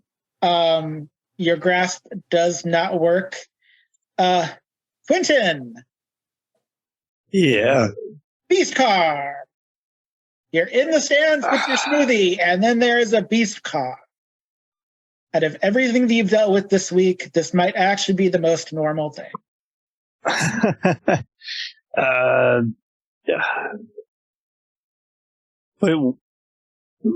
I'm just going to look around and try to take note of what other people have been doing, essentially, to try to mentally catch myself up with how they're responding to said beast car, because I'm honestly not sure at this point if I'm hallucinating or if this is really happening. Well, you're one of the few people currently now still in the stands, not scrambling out of the stands, so it does seem to be real. Okay, all right, that's good to know. I'm gonna go. I'm gonna go try to find a spot out of sight from normal like passerbys and try to. Has anybody else morphed yet? No one has morphed. The best spots would probably be inside the hot dog stand or underneath the bleachers because they're like connected. So with everyone running out, you wouldn't be seen that way. Right. Yeah. I'm going to go to the... I'm going to head over to where the hot dog stand is, trying to finish the smoothie as much as I can on the way. Yes. I'm going to say you will get there at the top of next round because you have to go through a sea of people. I'd like you to give me an infiltration to see how well this particular plan is going to work out for you. A 2. A 2. The beast car now sees you. Oh, no. So that definitely is a bad day. It's also, unless there's something else you'd like to do, it is now the beast car's turn. Can I throw my smoothie at it? Smoothies are an impromptu unarmed weapon, and you've just moved, so you could totally use your might to throw a blunt weapon smoothie at the beast car. I mean, since it's looking right at me, there's no way I'm going to finish the smoothie, so I might as well. It is looking at you, but it doesn't really have eyes, so it's looking at you, but it's also not. I'm going with my reflex on that. 10. 10. It's a smoothie in a cup. So yeah, you hit it, but it's a smoothie in a cup. Now you've just made it sticky and a little pink. Was I in the splash zone for that one? Let's say yes, you were in the splash zone. So now you have a little bit of smoothie on you, Eddy. is a tasty, tasty smoothie. Yes. Beast Car is going.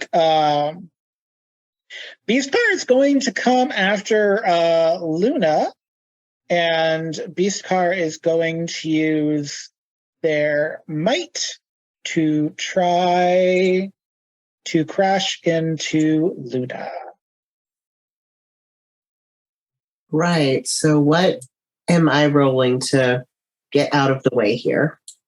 So I am going to roll my might, and it's going to have to be the same or higher than your evasion. So what is your evasion? That is 16. 16. So it's a car that's a beast. So it's telegraphing its moves pretty reasonably. And you're really good with the camera. So you just kind of cha-cha slide out of the way, essentially. But it's now 3 of you are at its sights, which is super fun for all involved. Jane, there's a beast car on the field and many bystanders. Exciting. Yes. Okay, so you said the hot dog stand, and what was the other place that? The under the bleachers, because they're connected. So like people will not be paying attention to the bleachers. No one's trying to hide there. Okay. Since I am currently on the bleachers, I'm going to go under the bleachers and morph. Great. I'm not going to make you roll for that because that's not super difficult to do. So if you would like to morph, you should do that thing. Red T-Rex power, and I'm in my armor. And I don't think I can do anything else, right? There's nothing in the book about if morphing is an action or not, but I'm going to say that's a standard action. I'm going to say you still have most of your movement. You just can't do any punching. Okay. I'm going to use the rest of my movement to run. How far away is Luna? You'll just be about 5 feet behind them. You'll be on par with Brick, essentially. Okay. I'm gonna do that. I'm gonna run towards Luna. Okay. That seems like a fair thing to do. Luna, how is your memory? Memory? Yeah. Like if you saw a Red Ranger approaching you, would that spark anything in your memory? Oh yeah. Absolutely. What am I doing? Pull that up again. Yeah. I'm not going to make you roll anything for memory necessarily, but just be aware that is happening behind you. You have a good sense of your general area. But there are people that seem invested in you no longer being in the area in danger, and there is now a Power Ranger here. So what would you like to do? Well, I'm going to prudently put myself behind the Power Ranger and continue with the notes and the photos. Okay, that's wise. Give me a streetwise for how your notes are going. I'm not going to be able to read these later. It's a very exciting day, and you're taking notes very quickly. So right now, it seemed like a really good idea. And later, you'll be like, what did I write down? But also, there is a Red Ranger here, specifically. So that is something both of you are aware of. That's all I will say about that. And we are going back to the top of the round. Eddy, it is your turn. Is there something nearby that's of relatively decent heft to it that I can chuck at the thing? Yes, but you're not going to like the answer. You just gave the answer. Do you want to throw your soapbox derby at the beast car? Will it possibly save people? It won't actively hurt anyone. It will distract the monster, and it may do damage. You never know. Sacrifices must be made. You gotta crack some eggs to make an omelet. Oh, it's a pun. So the first thing that you're going to want to do is give me a brawn to lift said car. 18.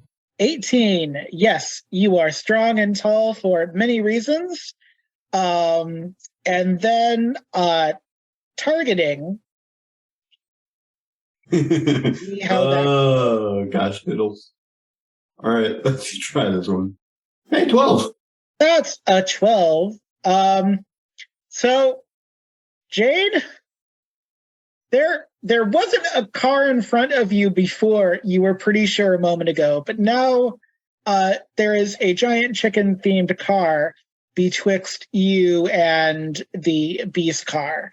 The 12 is just a little shy of what you'd need for throwing a soapbox derby car, sadly, Eddy. But it is a natural blockade now, which is fun and good to know. But good job, that worked out. Brick, people are throwing cars now. I'm going to since the Red Ranger just appeared in front of me. I am going to... Oh, Red Ranger, am I glad to see you? You should get this innocent bystander to safety. Hello, citizen. I will do that. Please give me... I don't even know. We're just going to let that conversation happen as it happened. Let's do, actually, I'm going to have it happen this way. Luna, give me a culture roll. Use your specialization. That's a 2. Oh, yeah, they know each other. That's obvious. Yeah, so, is there anything that you would like to do, Brick, other than coyly trying to talk the Red Ranger into getting Luna off the scene? Since I'm trying to... Okay, so, since I just told them to do that, I am then after going to... let's see, the monster... The monster is close to me, right? I'm being blocked by the chicken car. You are less blocked than Jane is, but you are blocked. Yes, you are protected slightly by the car, but you could easily outmaneuver it because it's a soapbox derby car, so it's not like wide. Sure. Is there anything? Oh, I have an idea. Is there anything that I can use to throw at the monster that is not a car, and perhaps something more, I don't know, round and hard and smaller? There's a tire on the car, but it would take a lot of strength to break it off. Like, you'd probably do more damage to yourself than anything. What about the object that Skull dropped? The object that Skull dropped is not very big, and you do it would be too small. Like, you would have to actively look for it and put yourself further in danger. I also didn't even notice that they had dropped it, so I can't even interact with that. I want to help get away, but I also want to help help the monster. I also want to try and hurt the monster. So I am going to... Why don't you do this? We can try this because it's this is one of those things where it's kind of a situation. Why don't we do a conditional statement for you then? So you can do something outside of your term, which is an if then. If this thing happens, then I do this. If you can think of something like that. Does that make sense? Okay. Sure. If I can, I'm okay. I also want to morph. Okay, I'm gonna. Since the Red Ranger's here, I feel pretty comfortable in the fact that they'll be able to get Luna to safety. So I am going to Oh, geez. I guess I'm just going to try and... You also have not moved, so you could just book it to somewhere where you could transform. I mean, you are in Angel Grove, but a beast car is still a thing that could reasonably strike fear into a normal person's heart. Okay, so I'm going to... Yeah, I'm going to do that, actually. I'm going to say to the Red Ranger, please help get this person to safety. And then I am going to run and go to the same convenient under the bleacher spot that they came from. Look, no one said you had to rewrite the playbook, but yeah, you can move, and I'm going to say morphing is a standard action, so you could actually move and morph if you'd like. Yeah, sweet. Okay, I'm going to move and morph using my Pink Falcon power. Fabulous. I realized as I was writing in that you had morphed that I passed over Cecily, which I'm very sorry about. So we're going to go back. We're going to go back to Cecily because I feel bad about that. Sorry. To be fair, she is on the opposite side of the field where she should be. And is there a way for her to run over to get somewhere and make her... I mean, it's not pretty, but there is a porta potty right on the other side of an opening in the fence. I mean, you got to do what you got to do. And it's morphin' time. So such is hero-ship. Yes. How do you morph, Cecily Adwell? Oh, Cecily Adwell morphs in a style that I would call magical girl-esque. As she shouts out blue unicorn power, glitter kind of forms all around her as her suit sort of ribbons across her a la Sailor Moon.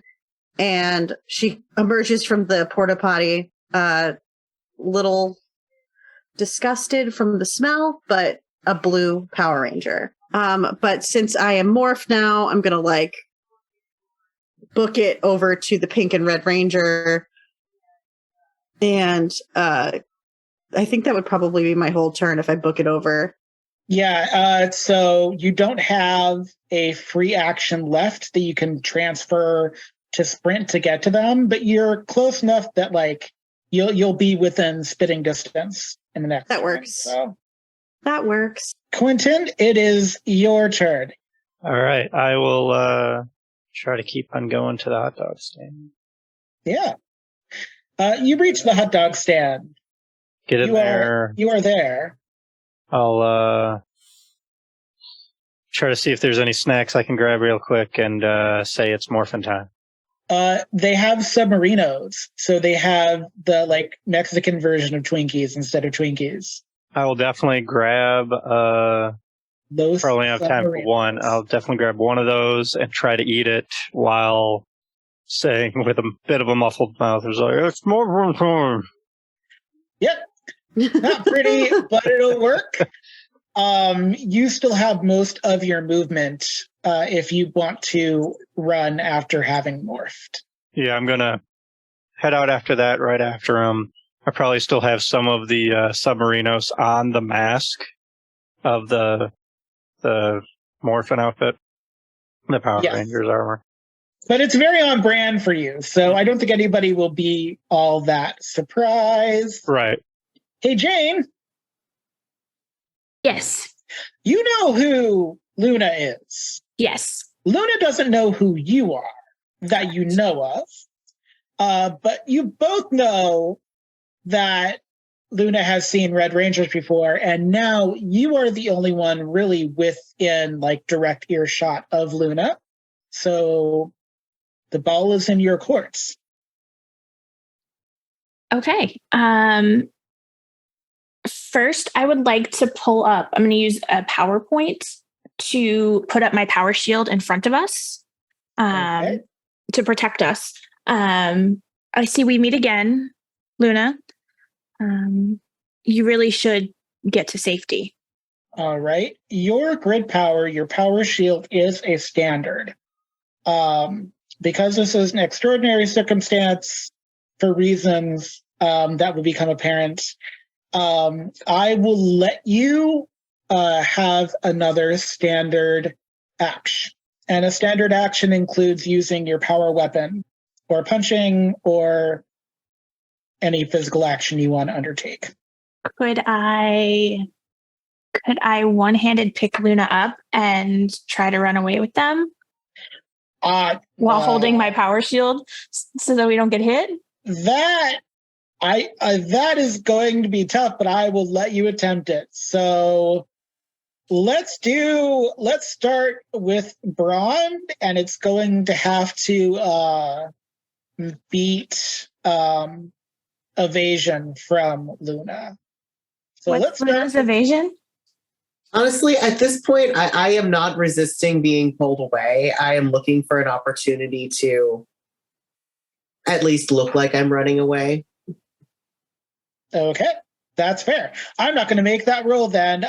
You have however many feet of movement you want, Jane. Okay. You have feet of movements, but I cannot remember what they are to save my life. I have 30 feet of movement.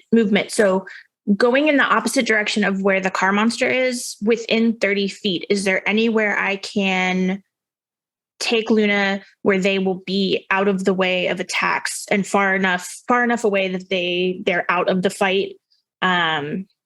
You see Quentin coming out of the hot dog shack as the Yellow Ranger. So okay. There's the bleachers, the hot dog stand. You wouldn't be able to get to the porta potty in time. So okay, I'm going to run with Luna to the hot dog stand, and I'm going to tell them to get in here and stay down. I don't want you to get hurt. Okay. Luna, how do you react to this? Because you have now been moved to a hot dog stand, and you are being told to be safe. Probably say thank you, and then immediately switch to a long range lens on the camera. Okay, you can totally do that. You have the technology, and you have a long range lens on there, and the hot dog stand does have a roll cage, but it is not down. So you have free range of sight to all the things that are about to happen. The Beast Car has a special power called Charging Attack. And so it's going to move in, it has a 30 feet of extra movement, and I can use this twice per scene. And this is a charging attack. It's going to charge toward Cecily. Cecily, what is your evasion? My evasion is 15. It got an 18. It's a good thing you're morphed, Cecily. Please take a health point of damage because it hit you. You are not prone, which is nice, but it definitely hit you. And as it hits you, the smoke on the car's back intensifies. And in so much as it just seemed like a normal creation before, Cecily, you're the only one close to it, so you're the only one that actually sees this happening, but it seems to go kind of feral is really the only way to portray what is happening. I don't know, Cecily, in your mind, has Cecily or have you, Lottie, ever seen Christine? I'm familiar with the concept. Yeah. So imagine that, but in a Rita car. Oh, I don't like that. Yeah. This is why I don't like technology. Yeah, you're not going to like it anymore. Let me tell you what. We are back at the top of the round. Eddy, it is your turn. Cecily has been knocked over. Can I utilize the smoke as enough of an obstruction to go morph? I'm not going to stop you. Then I'm going to do that. I'm going to basically run into the cloud and black Mastodon power. And then hopefully, at that point, punch the damn thing. What are you punching with? My fist. Your fist? Okay. That you cannot do. You can come out of the black cloud, but morphing is a standard action, so you cannot punch because punching is more than a reaction. I got my fist reached way back. I'm waiting. Okay, but you are out of the smoke now, right? Okay, just double checking. Actually, give me a culture roll, Eddy. I rolled a 10. Yeah, something's not right. You don't know what it is. Can't put your finger on it. Something's not right. And we'll go on to Cecily, who just got bounced by Evil Car. Well, this isn't the only thing that stunk. Yeah, I had to say that. No, that's fine. Yeah. Am I able to like get up and do something, or am I like knocked? You were like knocked off balance, but you didn't go prone. Okay. So you still have all of your movement and all of the standard and free actions that you can do. Perfect. Well, I want to try to hit it because I'm mad now. What would you like to hit it with? Can I hit it with my power sword? Do that with a snag. What did I get? You got a 2. Oh. And Everything is coming up Cecily today. Well, it's not about to get better. As you reach out with your power sword, something you're very confident in, something you love to do, your power sword does strike across the car chassis, for lack of better terminology. But there's no elegant way to say this. Eddy, are you looking at Cecily right now? She'd be my front arc. Yeah, she's right there. Cecily, your power sword turns black and crumbles. Oh. Like right in your hand, and like your hand stings through your armor for just a second. I think I'm gonna cry out and go, What is happening? What was that? And that is not okay. That was your turn. Brick, it's your turn. What do I want to do? I want to attack the monster. Are we able? They're not too far away. Even your ranged weapon will hit them. You're not that far away from them. My question is about: we're able to use our grid power? You can use your grid power. Yeah. Can I use my grid power and also do something else, or are those two? Would it just? It's so I'm going to say a grid power is a standard action, and also for power heal, you have to be within touch distance, so it's not a ranged thing, anyways. Oh, okay. Then never mind. In that case, I am going to attack. Using my Falcon Slinger. Give me a Falcon Sling with a snag. With a snag? Yeah. Okay. Am I using the Falcon Slinger weapon, or am I just using my targeting? Your Falcon Slinger is usually targeting, right? Yeah. Yeah, targeting. Targeting with a snag. 11.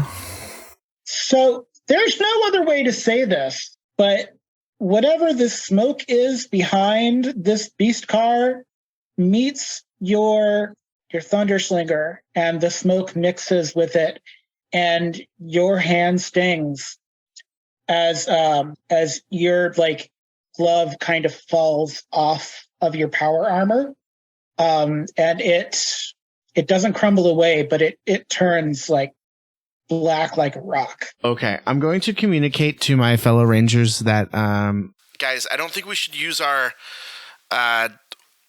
weapons against this monster. It seems to be causing them to malfunction, or worse in Cecily's case, it looks like. Yeah, I wish I would have known that idea before I lost my sword. Quentin, you're hearing this conversation.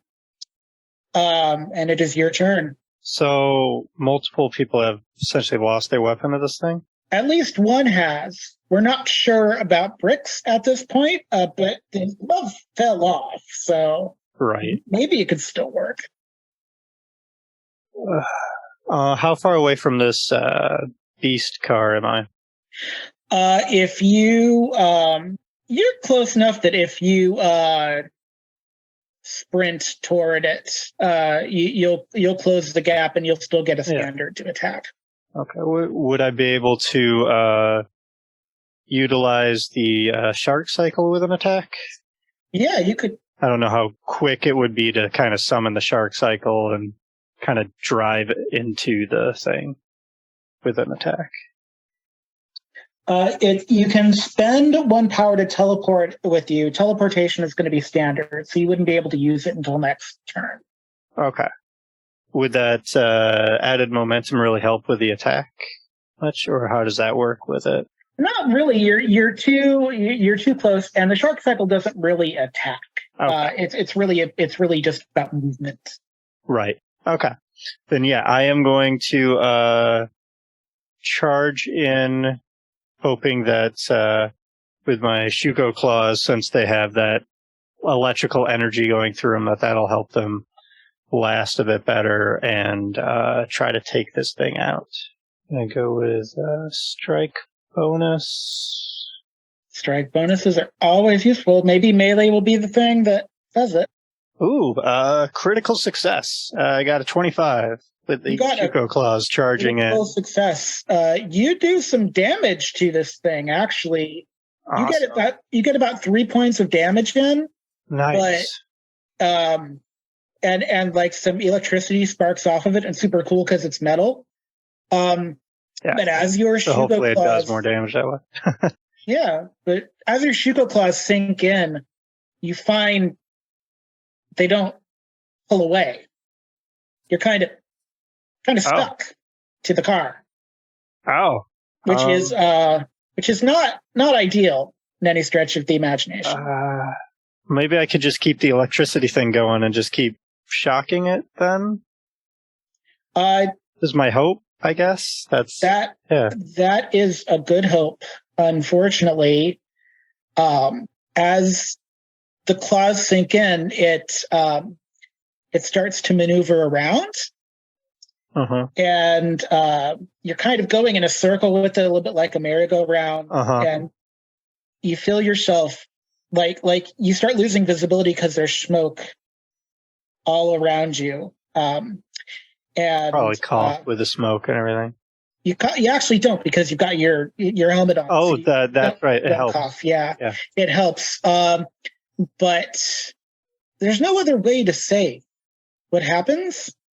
You did some damage, which was really cool. Everyone that saw it, really cool, very fireworks-like. But as the car spins around and as spin around in the blackness, your Shugo claws stay intact, but you just kind of disappear. Oh.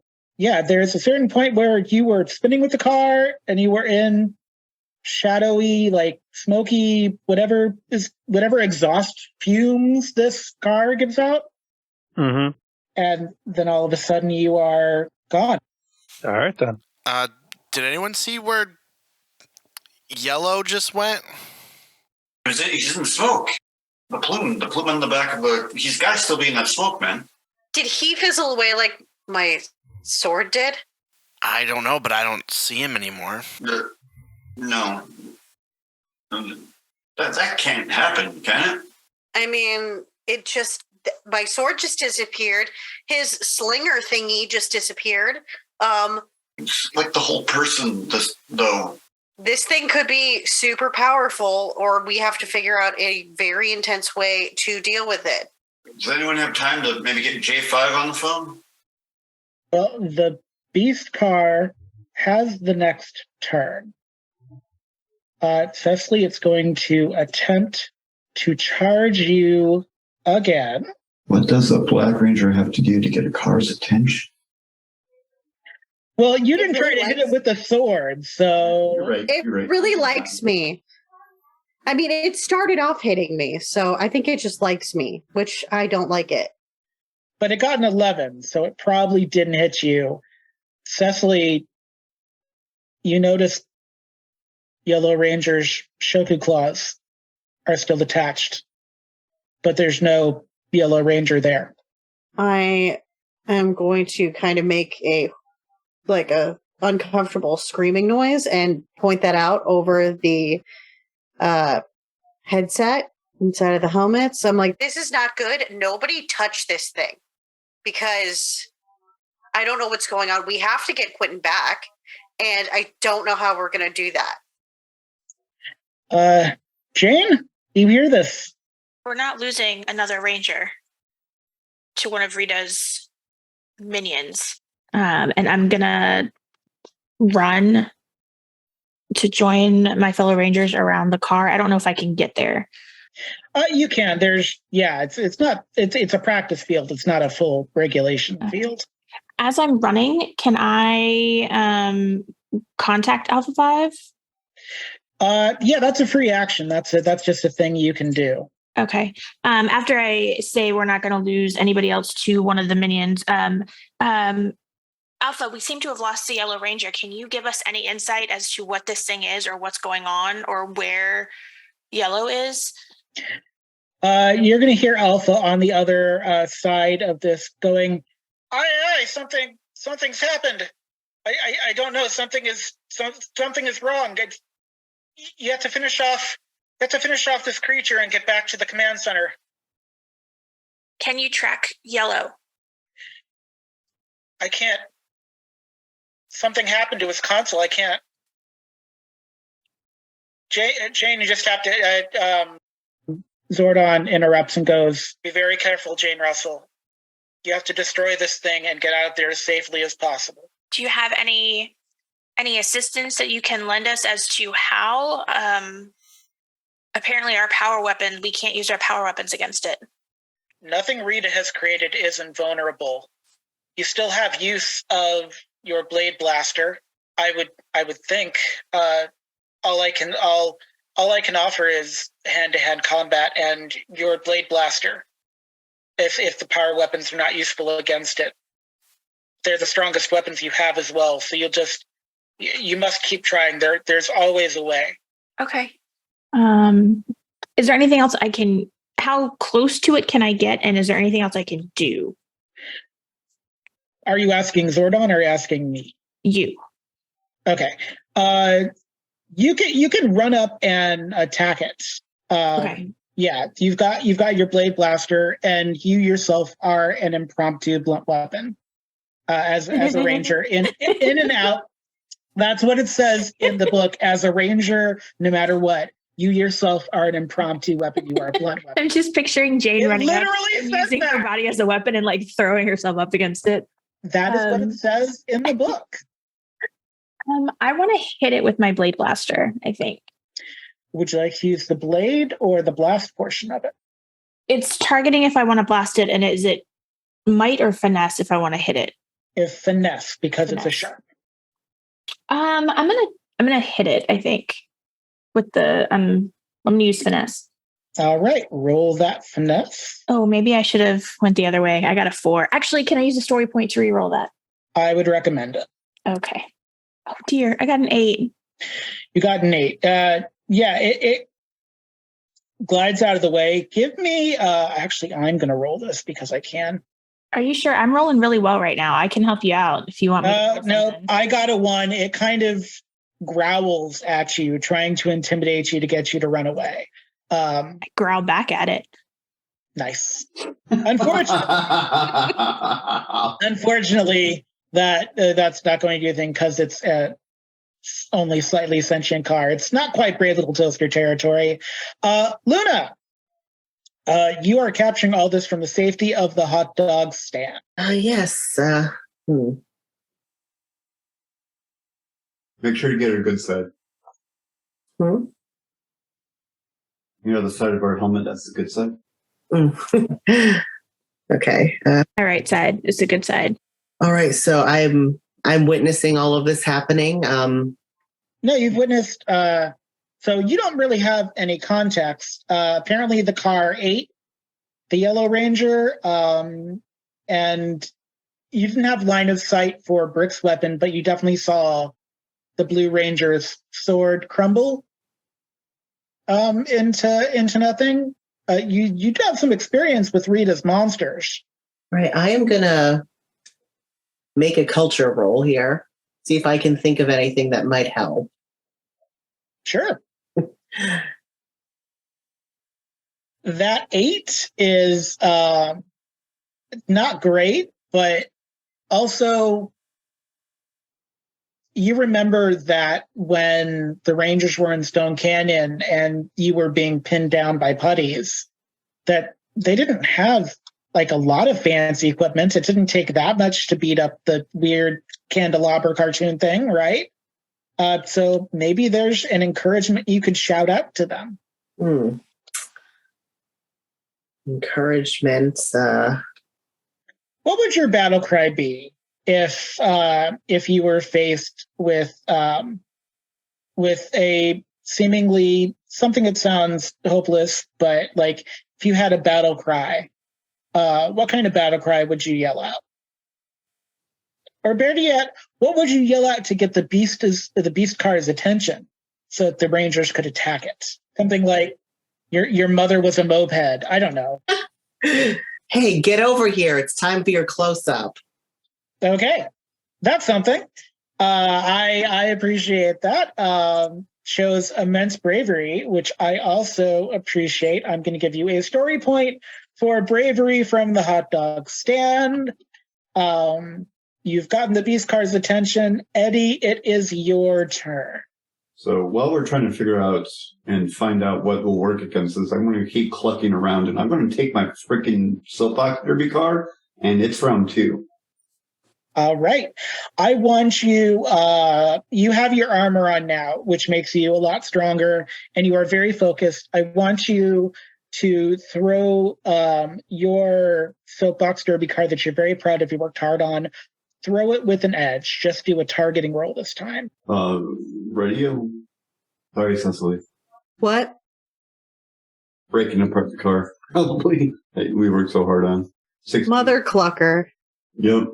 You got a 16. That is higher than its evasion, and it meets its toughness. It's going to take a point of damage, and one of its wheels arm things comes off, and it evaporates into smoke and disappears. Like it crumbles away like a putty would, but not really. But putties are the only thing your brain can think The whole of. monster or just the wheel? Just the wheel, not the whole monster. That would have been super cool, but not the whole monster, sadly. Cecily, it is your turn. Well, I'm gonna try to whack it with something else that's not, my beloved and favorite thing that I have as a Power Ranger, my power sword that I don't have anymore. Can I pick up like a trash can? Why don't you use? Yeah, there are trash cans around here for sure. Yeah. I'm going to go full out like wrestling hardcore match on this thing. Yeah, I want to, I am so mad at it at this point. Like, I am aggressively upset. So if I was to throw like a big old, like, those metal trash cans that they have outside at sporting matches. Yeah. Would that be like brawn? It's an impromptu weapon, so give me might. I love that. Might is one of my best rolls. Because I'm going to say you're close to it, so it's not targeting. Like you're getting up there in its grill. So it's an 11. Jeez, I am not rolling well today. You do exceed its cleverness, though, so you've actually kind of stopped it. It's now focusing on you again. You have gotten its attention. Oh, whether exactly. You wanted to or not. Oh, it's everything I've ever wanted. Yes. You wanted a soapbox derby car. Now you got one. Brick, it's your turn. It is my turn. Okay, I have a couple of things up my sleeve that I'd like to use. I'm going to shoot it with my blade blaster. So I'm going to do that. That is targeting if you're blasting. Finesse. I'm blasting. I am also going to use my volley shot, which is 2 shots in 1 roll. But I'm over level 4. So that's a third. So that's 3 total shots. And That's fair. This is a good use of that. Believe me when I say. I no know. better time. I was looking at my stuff and I was like, oh, I can like shoot this thing pretty good. Yeah. And then I am also using my skill penetrating shot. All right. I'm a fan of that. I believe that is a perk that you have, right? Some kind of perk. That's one of your perks that you took as no, that is a Pink Ranger thing. Let me see what that does.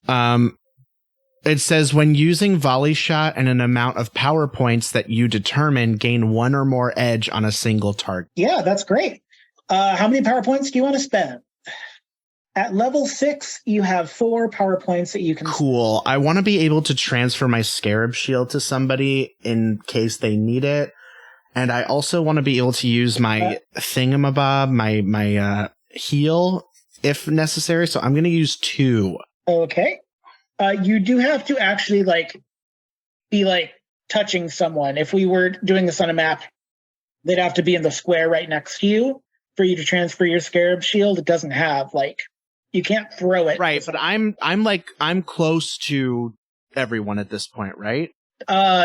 As far as I'm aware, you're still in the bleachers, right? Unless you. Oh, yeah. I'd like to move away from the bleachers and kind of rejoin the fight for sure. So I think because I in my brain, me and at least Jane are close to. Yes. So let's do your penetrating volley shot. Yes, let's do that. Let's so I'm targeting. Okay, I get a skill shift with something here. Yes. Let's go to the very top of what you can do, because I think all the points accrued, you're just going to be at the very top of shooting. So. Okay. So I'm targeting. And am I using a skill shift? Yes, I believe so. How many? Is that the edge part for the?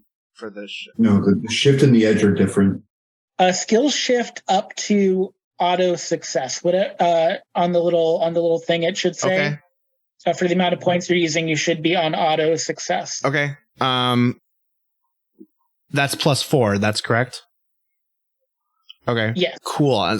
So difficulty 10, and then I add an edge to that, correct? Right?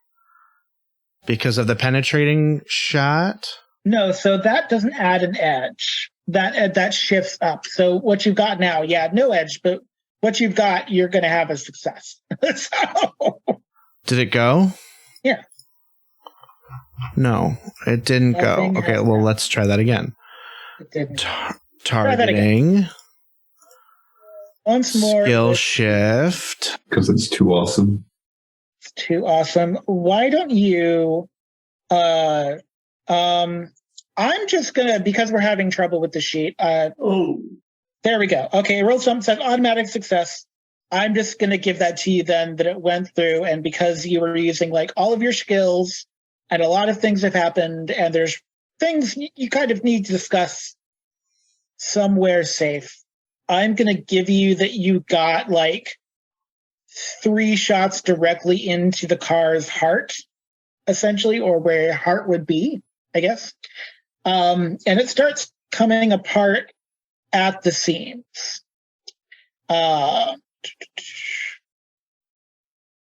It does have half a point of health left, Jane. Brick almost got it there, but that's half a point of health left. So Jane, you could potentially have, you got 24. You were fine. You're fine, Brick. I think they're all coming through at once. So Jane, there's a lot unanswered, but I'd be very angry at this car if I was you. Oh, I am. I'm very angry. I'm gonna try to hit it again. I think. It's still up, right? It is still. It is half a point, so it's I mean, it's not exuding pain, but obviously things have gone awry for it. Can I use my heart of the team to help Jane? If you are within 60 feet of a Morth ally, you can shout something encouraging to them and give them a shift +1 to their next action. Yeah, go for it. I'm gonna let you do that because we're nearing the end of combat here. So yeah, just to like help to see if that, like, you know, to make sure that she gets a good roll. Can I also use my power strike? You can use your power strike. Okay. I would encourage you to. I'm going to shout to Jane as she's charging up her power strike. Send this clunker back to the junkyard.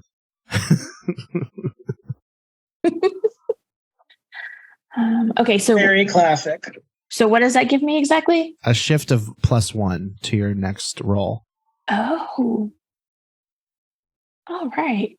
And then your power strike. You can spend power points, but since it only has like half a point of damage left if you hit it, then you can use the power strike extra damage if you want to. You are very angry. I would like to, just because I'm angry. Sure, yeah. I got a 20. Hey. You got a 20.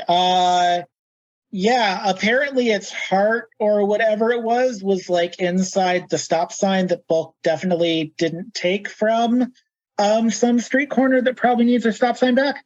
And you just kind of obliterate this thing and it starts to dissipate, starting in where Brick's penetrating shot happened, and then like it's a volcano effect outward. It even has kind of a weird lava-y effect. It's somewhere between like a putty, but if they were like dipped in molten lava, it does not like disintegrate like Rita's monsters normally do. Like it doesn't like explode. It doesn't behave right. Nothing has been behaving right since you started combat. And Zordon teleports the four of you to the command center. Luna, you are left in the hot dog stand, and we're going to come back to you in just a moment. When the four of you arrive at the command center, it's a little bit chaos. The Yellow Ranger's console is not destroyed, but it's like, it kind of looks a little bit like what happened with Cecily's power short, except it's still standing. So it's closer to what happened with Brick's glove. But it's not good. Whatever has happened is not good. And Alpha has a fire extinguisher right now and is trying to contain a small fire around the console. What's going on? What happened? This doesn't look good. Where's Quentin? Zordon there? Zordon is forming words. I don't know. Have you encountered something like that before? No, we were watching on the viewer globe, trying to figure out how to assist you after what happened with Miss Adwell's sword. Something has gone wrong here today, Rangers. Something has gone horribly wrong, and we'll have to look at the lore library after we've cleaned things up. But something has gone. What do you mean after we've cleaned? No, is it over here? We've got where the library is.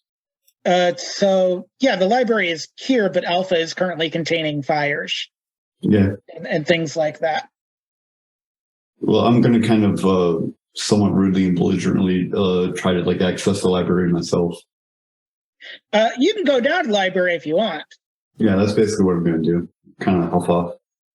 Okay, that's a perfectly valid thing to do. And Zordon will say as you huff off, I do not blame Mr. Thatch for any of his feelings. We are going to figure out what's happened to Quentin. Do you have Turner. any idea where he is? Like, just zapped out of existence. Alpha kind of turns to you before Zordon can respond and says, "We can't find his power signature right now." This kind of reminds me of when I got transported randomly to nowhere. So I'm going to bring up to Zordon that it's possible that Quentin might be in the gray dimension like I was. Perhaps touching the monster had him sent there. It is very possible, Mr. Kerrigan, but the way that your console behaved and the way his console behaved were very different. Your console was drained of its color until you returned, and his console has, I'm not even sure what it's called, but we are going to figure this out. Is there any way, since I still have my slinger, right? It's just black and doesn't work. It is not currently in your hand. I will give this for you because we're coming to kind of the closer to the end of the episode. It is outside of the command center currently. It couldn't enter the command center with you. Okay, so I can't. There's no way they could like run any tests on it or anything to figure out what's going on. Cool. Okay. Nope. Can't come in the building. Zordon is going to think for a moment. An extraordinary time calls for an extraordinary response. Though we don't know quite what it is yet, the best that we can do at the moment while searching for Mr. Turner, searching for the Yellow Ranger, is to find all the reinforcements we can. Alpha, this isn't protocol, but I would like you to teleport the candidate we saw in the viewing globe to the command center. And Alpha's going to look at Zordon and go, after a long moment, all right, Zordon, I trust you. And he's going to hand Jane the fire extinguisher to deal with the rest of the fire. And it's going to go over kind of sadly to another console and Before he does the teleport thing, if I may rejoin the scene, muttering something about like Dewey Decimal System and not understanding their sorting process. Yeah, it's one of those things where you kind of need Alpha to be down there. With you. I'd imagine so. Yeah. So you come back in time to see Alpha adjusting something, and there's a gray energy beam. You've never seen it from this angle, but there's like a ghost of an energy beam. And then Luna pops in. That's odd. Are we still morphed? You're all still, unless you demorphed and tell me anything, you are all morphed. You could be in that thing where you have your helmet off. You have the suit, but like the helmet off. That's up to you. That's the way I'm going to be. Yeah. Luna, you've just been teleported to the command center. When other Rangers have been here in the past, they've asked if it was an escape room. They've asked if it was a VR experience. How do you take in the command center? Probably the first thing out of my mouth would be, I knew teleportation was possible. Now, where exactly am I, please? Rangers, would any of you like to explain to Miss Finch, or how do you do gender expression for they them? They them, Luna? Mix? Okay, yes. Zordon doesn't actually know, so he's actually asking. Mix Finch. I'll work on that. Would anyone like to explain to Luna where they are? Oh, the best thing I can say is not Kansas. So, okay, this is going to be a lot. So, I don't know, like, maybe lean against something because it threw me. So, there's a lot of aliens that are bad, and there's a lot of aliens that are good. And they have interactions with the human world, and this is the place where power the Power Rangers sort of coagulate. This is the place. You make congregate? Yeah, that's the word. Sorry, I lost my sword and everything's a mess. Yeah, it's basically headquarters, and it's run by a floating head.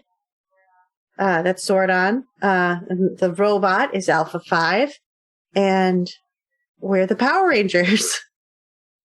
While Cecily is explaining all of that, Jane is going to go over to Eddy and lean in and whisper, "Do you remember that text I sent you? That thing I wanted to talk to you about?" Yeah. What's up? That was one of the girls in Stone Canyon. Or, I'm sorry, one of the people in Stone Canyon. Wondering about that. I thought I heard something about Candelabra not too long ago. Yeah. Like, she was one of the ones at the seance? What was that? She was one of the ones at the seance? Or they were one of the individuals at the seance? Because it was, yeah. Mm-hmm. Yep. I wasn't sure if you recognized. I didn't, to be honest with you. I was I was way too kind of tunnel visioned on the other Rangers. And the Green Ranger kind of really cool. You got the cape. So Zordon is going to look at Luna in the way that only Zordon can, because they have no neck. They're just a floating head. And they're going to look at them and go, "Luna, you see things in an otherworldly way. You are mystical, you are provocative, and you are intelligent.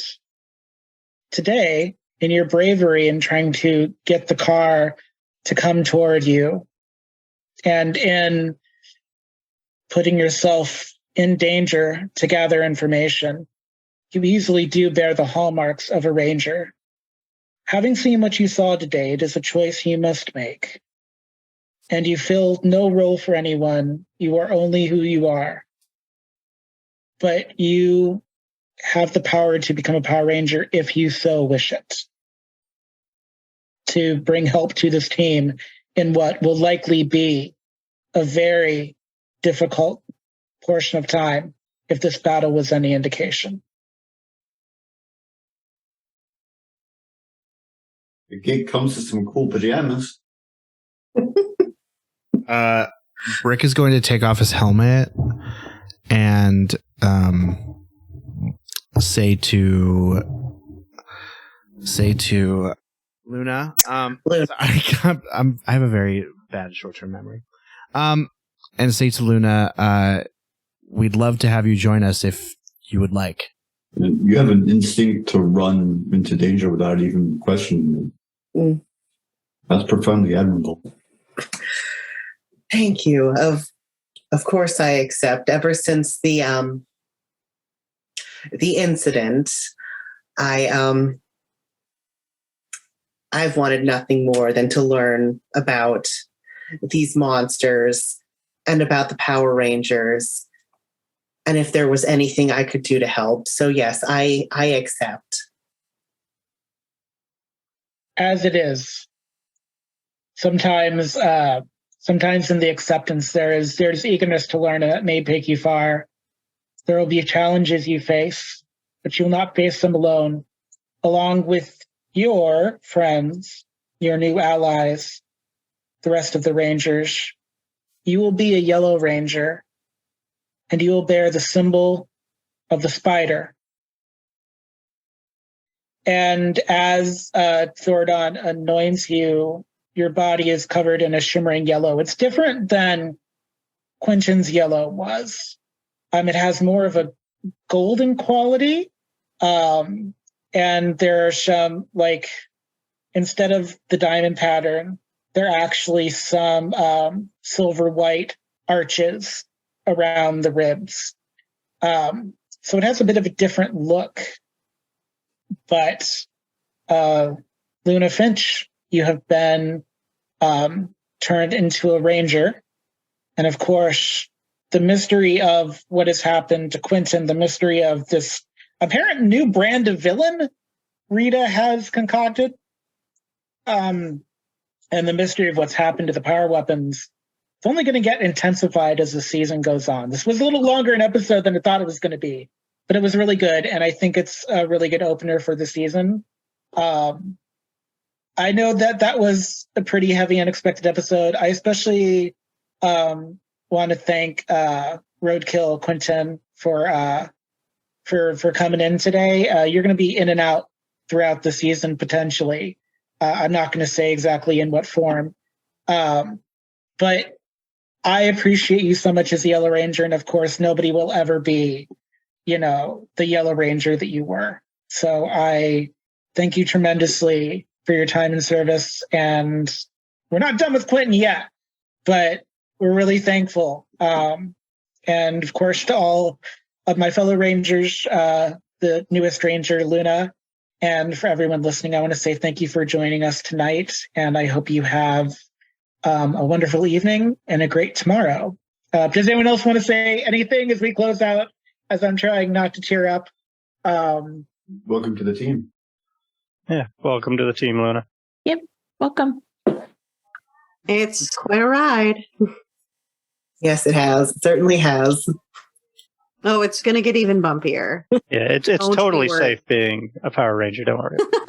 It's the Yeah, it's a same very as you low can be. stress, chill kind of Oh yeah, It's like gig. totally relaxed. right? And every now and then Brick's mom will pop up in locations to keep an eye on Jane. So that's also something to look forward to in the coming Awesome. episodes. Oh, and every once in a while, Brick will just face Wolf. Yeah, just everyone. So Luna is a new Yellow Ranger, or are they like a gold? They are a Yellow Ranger. It's a little bit different. Stone Canyon Rangers, as Jane and Eddy can attest, have a bit of a different vibe. There's a whole other Ranger Corps. For any of the people that have not watched the Streamathon videos you can find at the Realm Alternus YouTube, there are deputy rangers that live in Stone Canyon and maybe elsewhere in various places, but Angel Grove is not as alone as it wants to be.